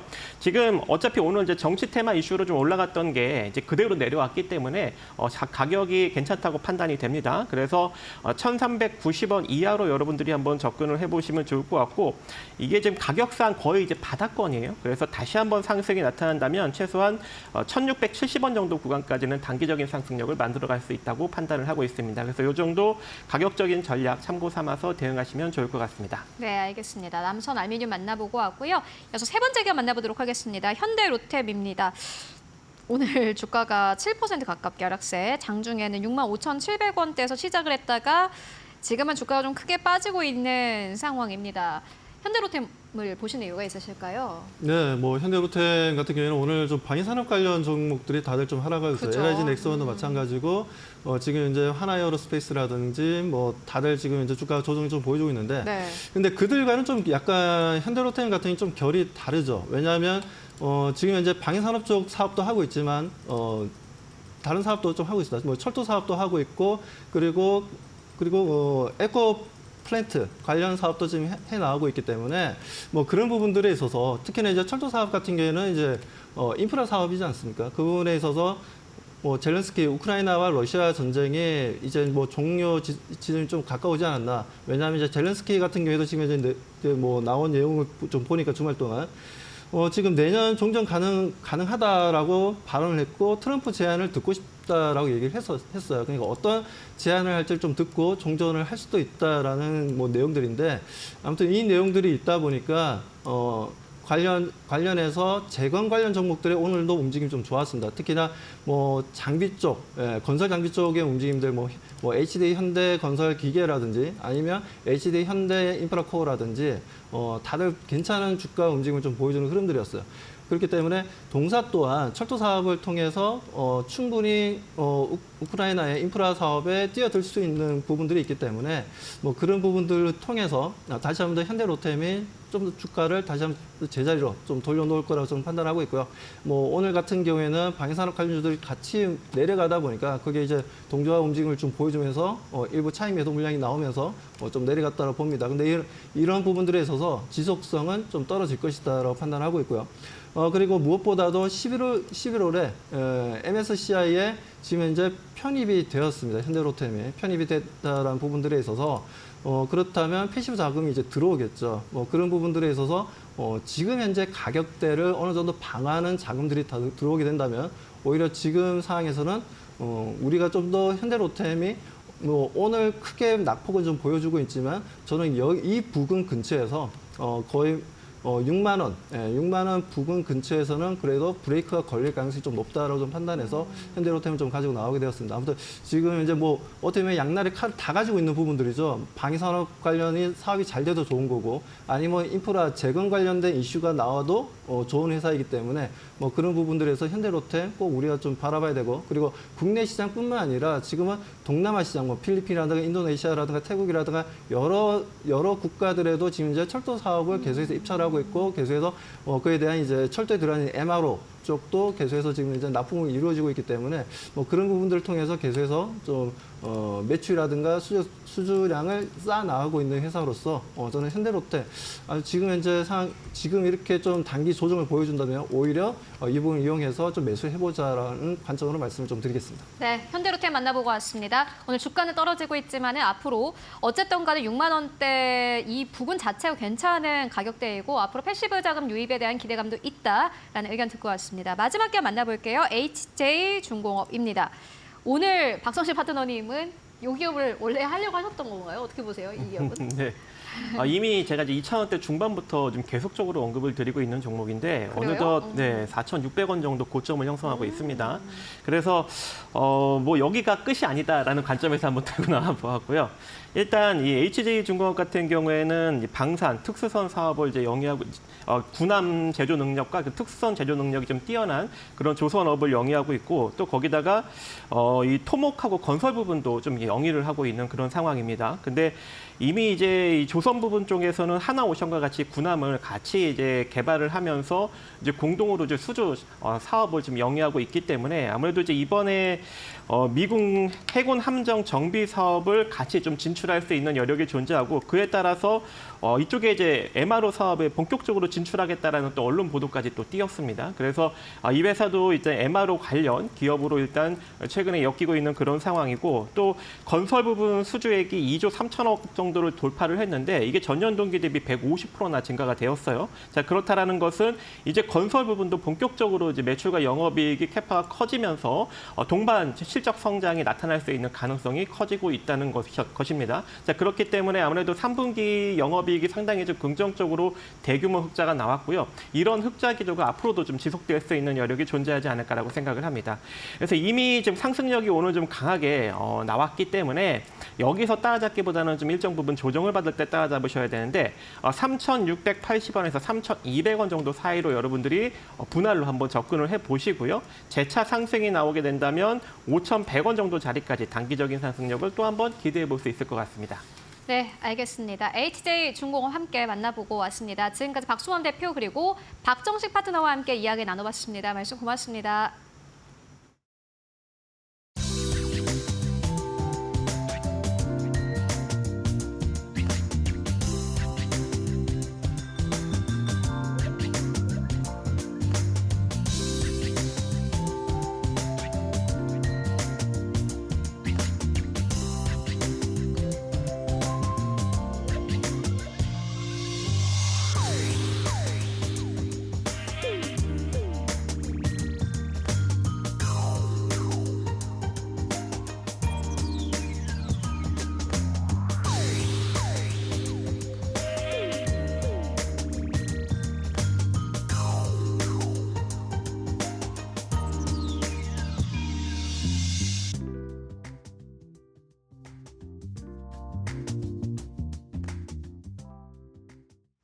네, 마감 전략 세워보고 가도록 하겠습니다. SK증권 2000지점으로 가보도록 하겠습니다. 서영훈 차장 연결되어 있습니다. 안녕하십니까?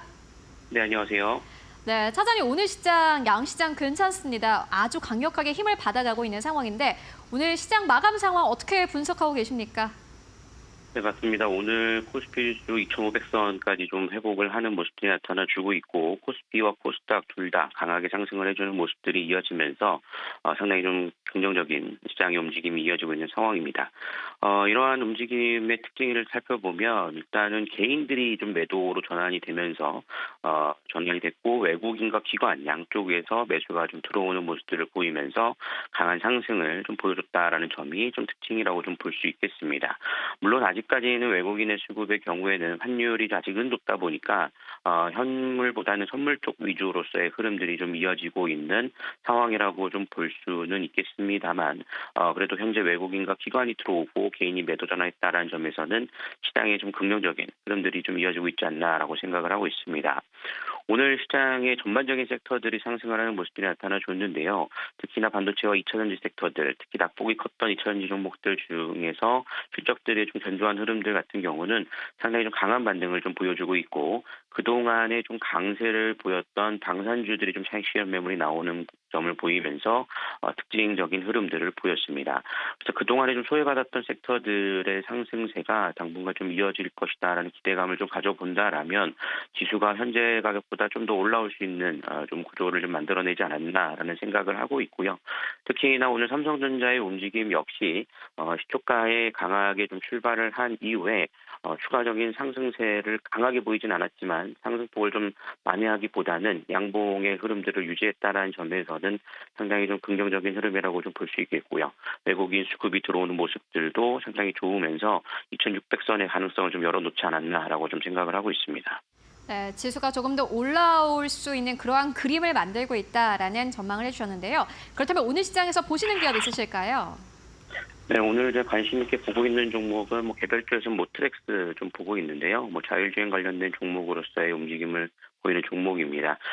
차량용 인포테인먼트 주력 사업을 하고 있고 최근 현대차와 구글 웨이모가 로보택시에 대한 외택 생산이 좀 이어지게 되는데 현대차 쪽의 자율주행 센서 쪽에 좀 부품이 납품이 되고 있기 때문에 그와 관련된 모멘텀을 좀 받을 수 있지 않을까라는 기대감을 갖고요.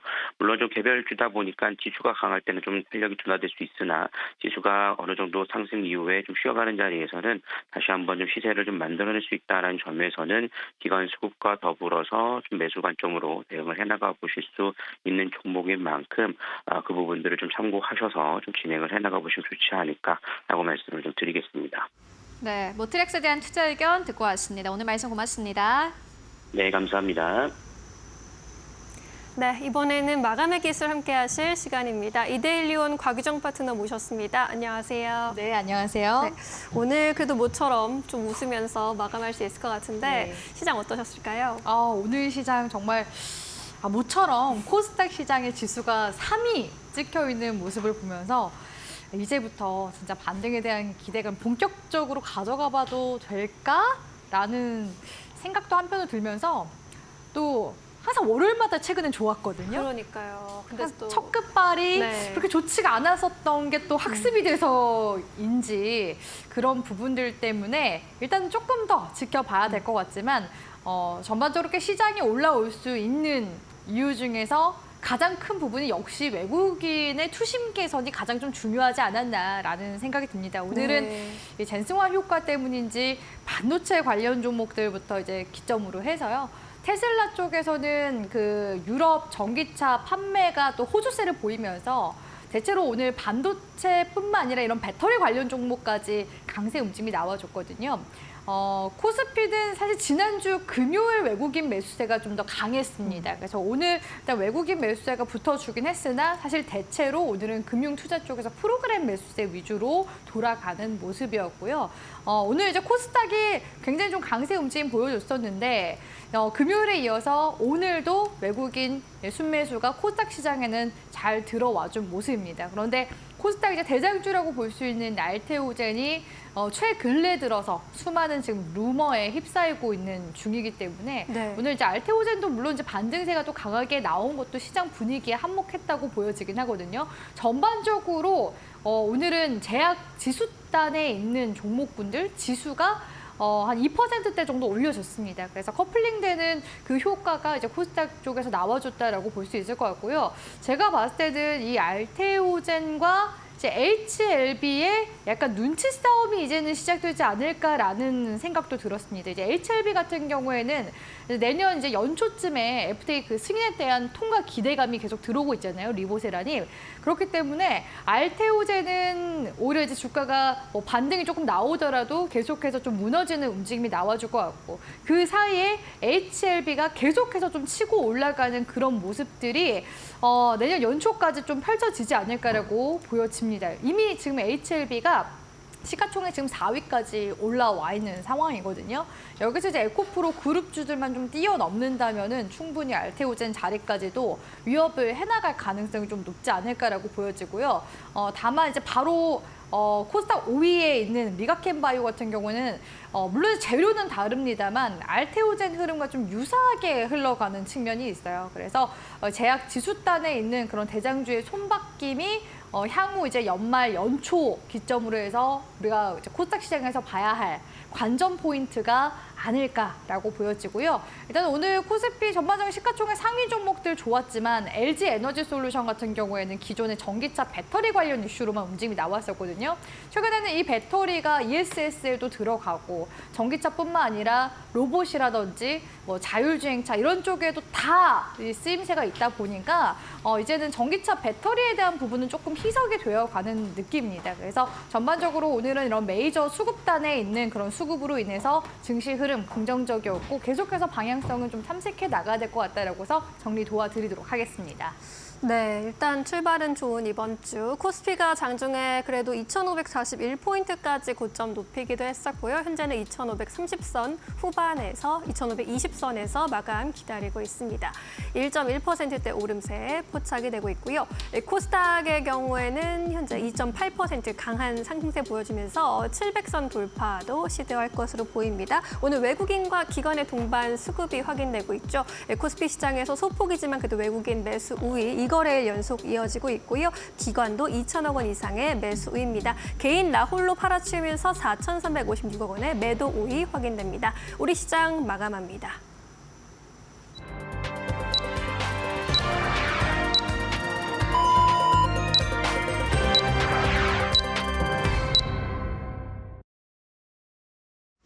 네, 11월 25일 월요일장 모두 다 마무리가 됐습니다. 여러분들 오늘도 고생 많으셨습니다. 일단 오늘 시장은 양지수가 아주 시원하게 올라줬습니다. 코스피는 1% 이상의 강세, 코스닥 같은 경우에는 장중한 때는 3% 이상의 강세 탄력을 받아가기도 했는데요.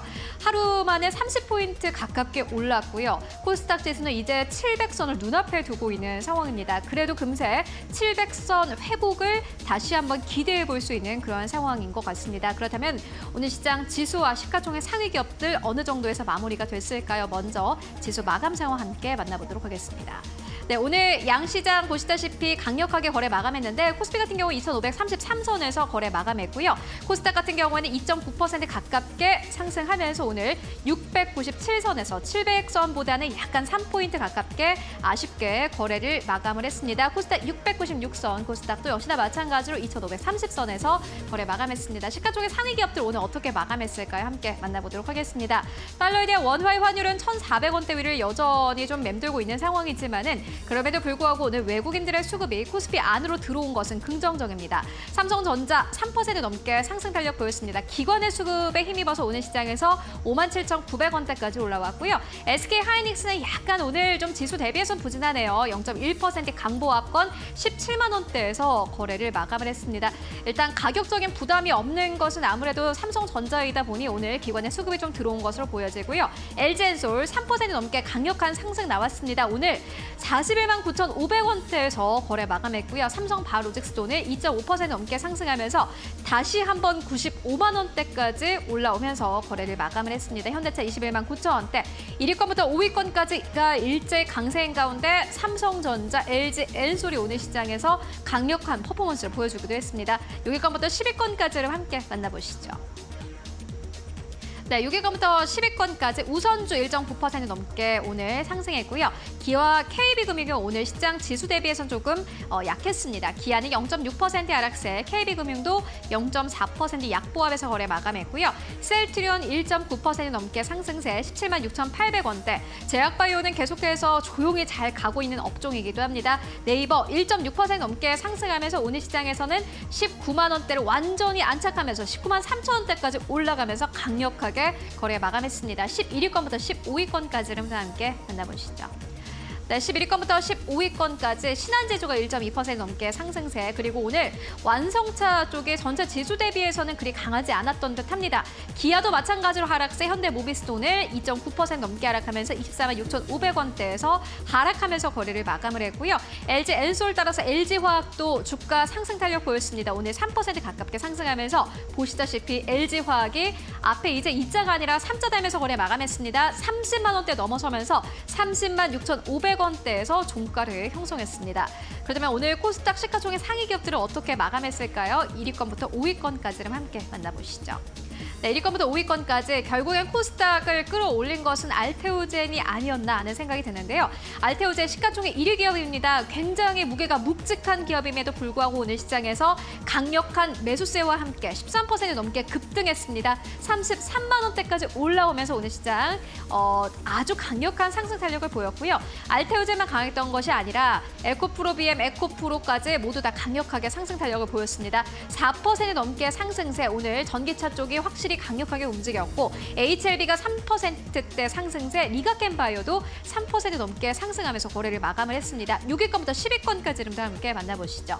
1위권부터 5위권까지가 전체 지수를 좀 끌어올리는 역할을 했습니다. 6위권부터 10위권까지 함께 보시면은 휴재는 2% 넘게 조정, 클래시스도 1% 조정, 그리고 엔캠이 오늘 시장에서 4% 가깝게 상승 탄력을 받으면서 거래를 마감을 했습니다. 14만 6,300원대까지 올라갔고요. 레인보우 로보틱스 0.1% 강보합권, 로봇 쪽도 계속해서 강력하게 움직이고 있는 가운데 오늘 시장에서 약간 쉬어가는 흐름 보여줬습니다. 11만 3,900원대, 3천당 제약은 1.8% 넘게 상승하면서 11만 1,800원대에서 거래 마감했습니다. 오늘 코스피, 코스닥, 양시장 모두 다 시가총액 상위 기업들이 대체적으로 급등하면서 전체 지수를 끌어올리는 장이었습니다. 지금까지 마감 상황 함께 살펴보고 왔습니다.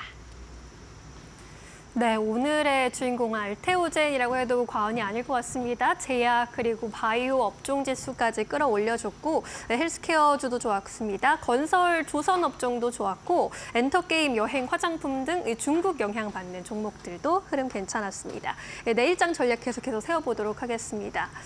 내일 이런 흐름 이어지면 좋을 텐데 내일장 좀 전략 어떻게 세워볼까요? 일단 오늘장 수급이 이렇게 좋을 수 있었던 이유 중에 하나가 네. MSCI 리밸런싱 이슈가 있었어요. 그래서 수급 변동이 보통 이제 종가쯤에 좀 나오는 편이거든요. 근데 물론 이제 이런 수급 변동성이 뭐 주간 내내 계속 이어지지는 않습니다. 근데 오늘 이러한 이제 장중 수급의 그 밑바탕에는 이런 이제 MSCI 리밸런싱도 한몫하지 않았을까라는 그런 생각이 들고요. 네. 아무래도 지금 시장이 빠지면서 낙폭 과대 종목들이 굉장히 좀 많이 나오고 있는 상황입니다. 그렇기 때문에 이 낙폭 과대주 위주의 저가 매수세가 이제는 좀 붙어주는지 계속해서 흐름을 좀 체크해 나가는 게 좋을 것 같고요. 사실 오늘은 시장에서 주도주라고 볼 만한 명확한 섹터 자체는 없는 상황이었죠. 왜냐하면 대체로 다 올랐었기 때문에. 그래서 우리 시청자분들도 아마 오늘 증시를 계속해서 좀 관측을 하시면서 이런 생각 하셨을 겁니다. 맨날 파란색 푸르딩딩한, 그리고 개별 종목들 뭐 1,800에서 2,000 종목 이상 빠지는 장세만 보다가 모처럼 또 이제 1,800여 개 개별 종목들이 올라가는 장세를 보면서 장은 또 올라오는 것 같긴 한데 원체 많이 빠졌기 때문에 사실 종목들 딴에서는 좀 미비하게 느껴지실 수도 있는 부분들 분명히 있다고 느끼고 있거든요. 네. 장이 이제 올라올 때도 인내심이 필요하긴 합니다. 그래서 우리 이제 국내 증시 같은 경우에는 우리 시청자분들이 좀 체감을 하시려면, 증시가 올라온다라는 것을 체감을 하시려면 어느 정도까지 다시 이제 회복세가 나와야 되느냐라고 했을 때 네. 코스피 시장 같은 경우는 2,650포인트에서 2,700포인트 정도. 그러니까 이게 너무 막 높은 수치는 아니에요. 지난 이제 8월 달에 블랙 먼데이로 지수가 한번 떨어지고 나서 반등이 나오면 좀 어느 정도 회복세가 나오면 2,700포인트 정도 된다라고 보시는 게 좋을 것 같고요. 코스닥 시장 지수도 마찬가지라고 보시면 되겠습니다. 오늘 이제 코스닥 지수가 한 700포인트 부근에서 지금 종가 마감을 했는데 지수 단의 움직임 역시도 800포인트 부근, 그러니까 적어도 780포인트에서 800포인트 부근까지는 좀 올라와줘야지만, 그러니까 지금 정고점 구간대거든요. 이 정고점 구간대까지는 올라와줘야지만 우리 시청자분들이 이제 체감을 했을 때 이제 내 종목도 정말 이제 좀 반등이 나오려나 보다 하고서 체감을 하실 수가 있는 그런 지수 단이다라고 볼 수가 있겠습니다. 그래서 네. 원체 일단 낙폭이 크기도 했었고 지난주 내내 제자리 걸음을 했었던 증시이기 때문에 오늘의 이러한 상승세 그래도 긍정적인 부분들은 분명히 있다라고 볼 수 있을 것 같고요. 이 흐름이 제가 말씀드린 구간대까지 이제 계속해서 연말에 올라오게 된다면 연초 랠리까지 좀 이어지는 좀 파워풀한 증시 움직임까지도 나오게 될 가능성이 높습니다. 이번 주 같은 경우는 사실 뭐 대외적인 큰 이제 빅 이벤트보다는 FOMC 이제 의사록이 발표가 될 예정이거든요. 근데 최근에 트럼프 당선인이 지금 당선되면서 트럼프 2.0 정권에 대한 좀 우려감이 있는 상황이잖아요. 관세 부과를 하게 되면 또다시 이제 미국의 물가 역시도 자극이 될 가능성이 높기 때문에 금리 인하에 대한 부분들 지금 계속 이야기가 나오고 있고, 지난번에는 연준 인사들이 계속 매파적으로 네. 금리 인하 잠깐 조금 쉬어가도 될 것 같다라고서 이야기를 했었던 부분들이 있기 때문에 이번 이제 의사록에서는 인플레이션 이런 상승 리스크에 대해서 스탠스에 있어서 어떠한 그런 변화들이 있는지 이런 부분들도 좀 보는 게 좋을 것 같고요. 미 대선 결과에 따른 위원들의 이런 평가 등 이런 부분들이 관전 포인트가 되지 않을까라고 보여집니다. 그렇게 됨으로써 결국에는 12월 이제 금리 동결이냐 내지는 또 추가적인 금리 인하냐 이 영향을 미치게 될 가능성이 높겠죠. 그렇기 때문에 오히려 이제 FOMC 그 의사록이 나오는 기점으로 해서 증시 민감도가 조금 높아질 수는 있을 것 같다라고 보여집니다. 그렇기 때문에 이번 주 일단 월요일 첫 출발은 좋았지만 네. 이런 이제 FOMC 전후에 대한 그런 이제 증시 민감도 이 부분만 우리 시청자분들이 좀 염두하고서 시장 대응 세워 나가시면 좋지 않을까라고 보여지고요. 계속해서 증시 흐름 여기서 이제 연달아서 한 2, 3일 정도만 올라가더라도 좀 우리가 숨구멍은 좀 네. 트이는 그런 이제 지수 움직임이 계속 나와주지 않을까라고 긍정적으로 전망 보아드리도록 하겠습니다. 네, 이번에 이제 볼만한 걸로는 FOMC 의사록, 여기서 어떤 힌트가 좀 나올지, 금리 인하 예측할 수 있는 부분이 있을지에 대해서 눈여겨보자라고 조언해 주셨습니다. 내일장 시초가 공략주 한번 여쭤보고 싶은데 네. 어떤 종목 골라볼까요? 엔터주 가져왔습니다. 엔터 쪽 같은 경우에는 지금 이제 트럼프발 관세부가 있어서 약간 좀 무풍지대 역할을 하거든요. 미디어나 이제 엔터 같은 경우에는 상대적으로 좀 영향을 덜 받는 업종 섹터이기도 하고, 최근에 이제 중국과 계속해서 교류가 좀 활성화되는 분위기가 형성이 되고 있습니다. 오늘 네. 같은 경우에는 무비자 입국 관련해서 15일에서 여기서 또 30일까지 연장한다는 관련 소식이 나왔잖아요. 거의 한 달을 갈 수 있어요. 네, 그렇기 때문에 올 상반기에는 미국에 대한 그런 키워드가 좀 많이 나왔었다면 지금 하반기 연말로 갈수록 중국과 관련된 그런 이제 키워드가 좀 많이 발생하는 것 같고요. 그에 따라서 이런 이제 한중 간의 교류가 또 활성화되면 또 우리 K 이제 한류가 또 중국으로 또 넘어가서 계속해서 또 엔터테인먼트 사업도 잘 될 가능성이 높거든요. 특히나 지금 4분기 기점으로 해서 공연 쪽 지금 티켓 판매가 계속해서 좀 증가 추이를 보이고 있는 중이기도 하고, 내년에는 이 공연 문화가 좀 더 활성화가 될 가능성이 높기 때문에 엔터주들 전반적으로 지금 3분기 바닥 찍고 계속 4분기 기점으로 해서 주가 역시도 회복세가 지금 잘 나와주고 있는 중이라고 볼 수가 있겠습니다. 일단 엔터테인먼트 쪽 같은 경우에는 전반적으로 내년에 빅 IP로 볼 수 있는 BTS나 에스파 이런 이제 IP들 역시도 컴백 소식이 있기 때문에 잘 보시는 게 좋을 것 같고요. 저는 일단 좀 무난하게 SM 가지고 왔거든요. 왜냐하면 YG가 이런 이제 모멘텀으로 일단 전고점 구간대까지 좀 올라온 부분이 있어서 한번 좀 저항을 받지 않을까. 근데 그 중에서도 좀 무난하게 흐름을 또 4분기 그리고 또 내년 상반기까지 좀 무난하게 가지고 갈 수 있을 만한 그런 종목은 SM이라고 보고 있어서 SM을 가지고 왔고요. 일단은 4세대 그 대표 걸그룹인 에스파 같은 경우에는 올 이제 상반기에는 슈퍼노바 이런 이제 노래로 히트를 쳤고, 그리고 최근에 이제 낸 미니 5집 같은 경우에도 위플래시가 또 계속 메가 히트를 치고 있는 중이기도 합니다.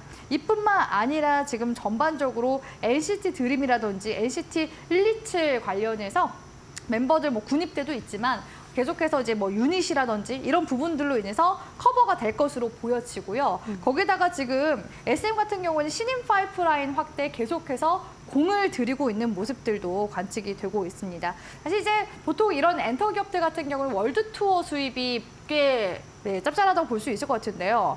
NCT 드림 미주 투어뿐만 아니라 에스파의 일본 및 아시아 투어, 또 라이즈의 일본 및 아시아 팬 콘서트, 그리고 레드벨벳의 아시아 투어, 슈퍼주니어의 아시아 투어 등이 계속해서 지금 실적에 반영이 되고 있는 중이기 때문에 법인도 이제 잘 들여다보면 계속해서 호실적을 내고 있는 중이다라고 이제 볼 수 있을 것 같고요.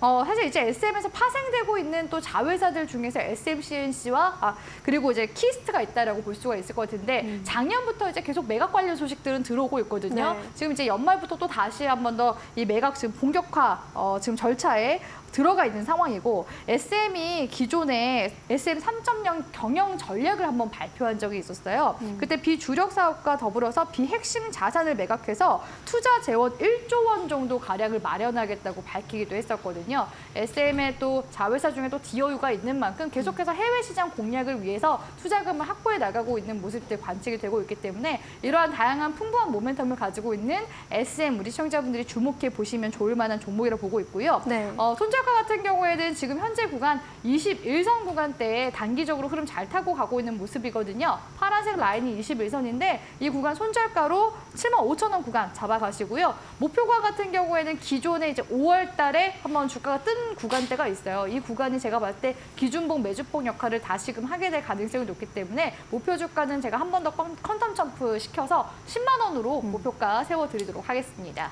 네, 지금 엔터주는 무엇보다 트럼프 2.0 시대에서 관세 영향에서 좀 자유롭다라는 이야기 들리고 있고 실적도 함께 찍히고 있는 시점이어서 내년도 주가가 반등이 더 이어질 것이라는 기대감 나타나고 있습니다. 주가 반등은 나타나면서 바닥은 찍었다라는 의견이 지배적인 것 같고요. SM의 경우에는 내년 상반기까지 좀 무난하게 보시면서 주요 아티스트들의 활동이 어떻게 본격화되는지 또 키스트 매각 이슈는 어떻게 되는지 함께 지켜보시면서 투자해보시면 좋겠습니다. 목표가 10만 원으로 설정해드렸습니다. 오늘 말씀 여기까지 듣겠습니다. 고맙습니다.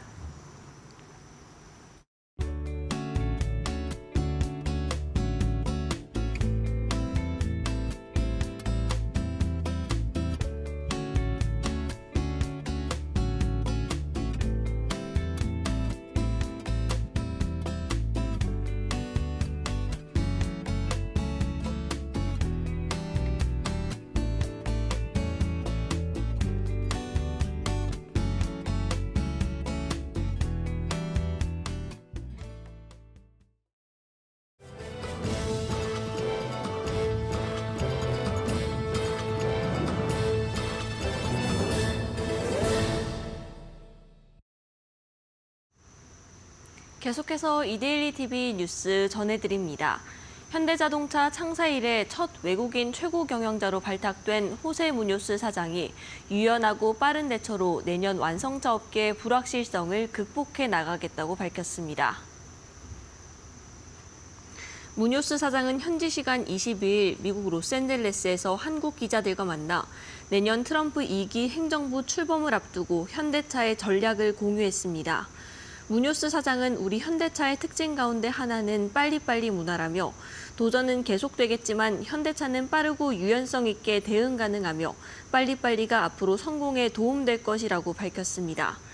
트럼프 2기 행정부가 인플레이션 감축법을 폐지해 전기차 보조금이 없어질 수 있다는 우려에 대해서는 현대차의 미국 투자 결정은 트럼프 1기 행정부 이전이었고 그 근간에 IRA상 보조금은 없었다며 현대차가 규제 변화에 유연하게 대응할 수 있다고 강조했습니다. 또 장기적으로 전기차 기술이 지배적이라고 생각하지만 고객이 원하는 방향에 따라 하이브리드나 내연기관 투자를 늘릴 수 있다고 덧붙였습니다. 고려아연이 오늘 이사회를 열고 영풍과 MBK 파트너스 연합이 지난달 청구한 임시 주주총회 서집건에 대한 심의를 진행했습니다. 고려아연은 영풍과 MBK 측이 요구한 14명의 이사 후보자 가운데 법적으로 결격 사유가 있는 일부 후보에 대해 심의를 진행했으며 향후 나머지 후보자들에 대해서도 추가 심의를 거쳐 임시주총 개최 시기 등을 확정할 예정입니다. 고려아연 이사회는 영풍과 MBK 연합의 신규 이사 선임에 관한 결격 사유를 해소할 방안 등을 요청할 방침입니다.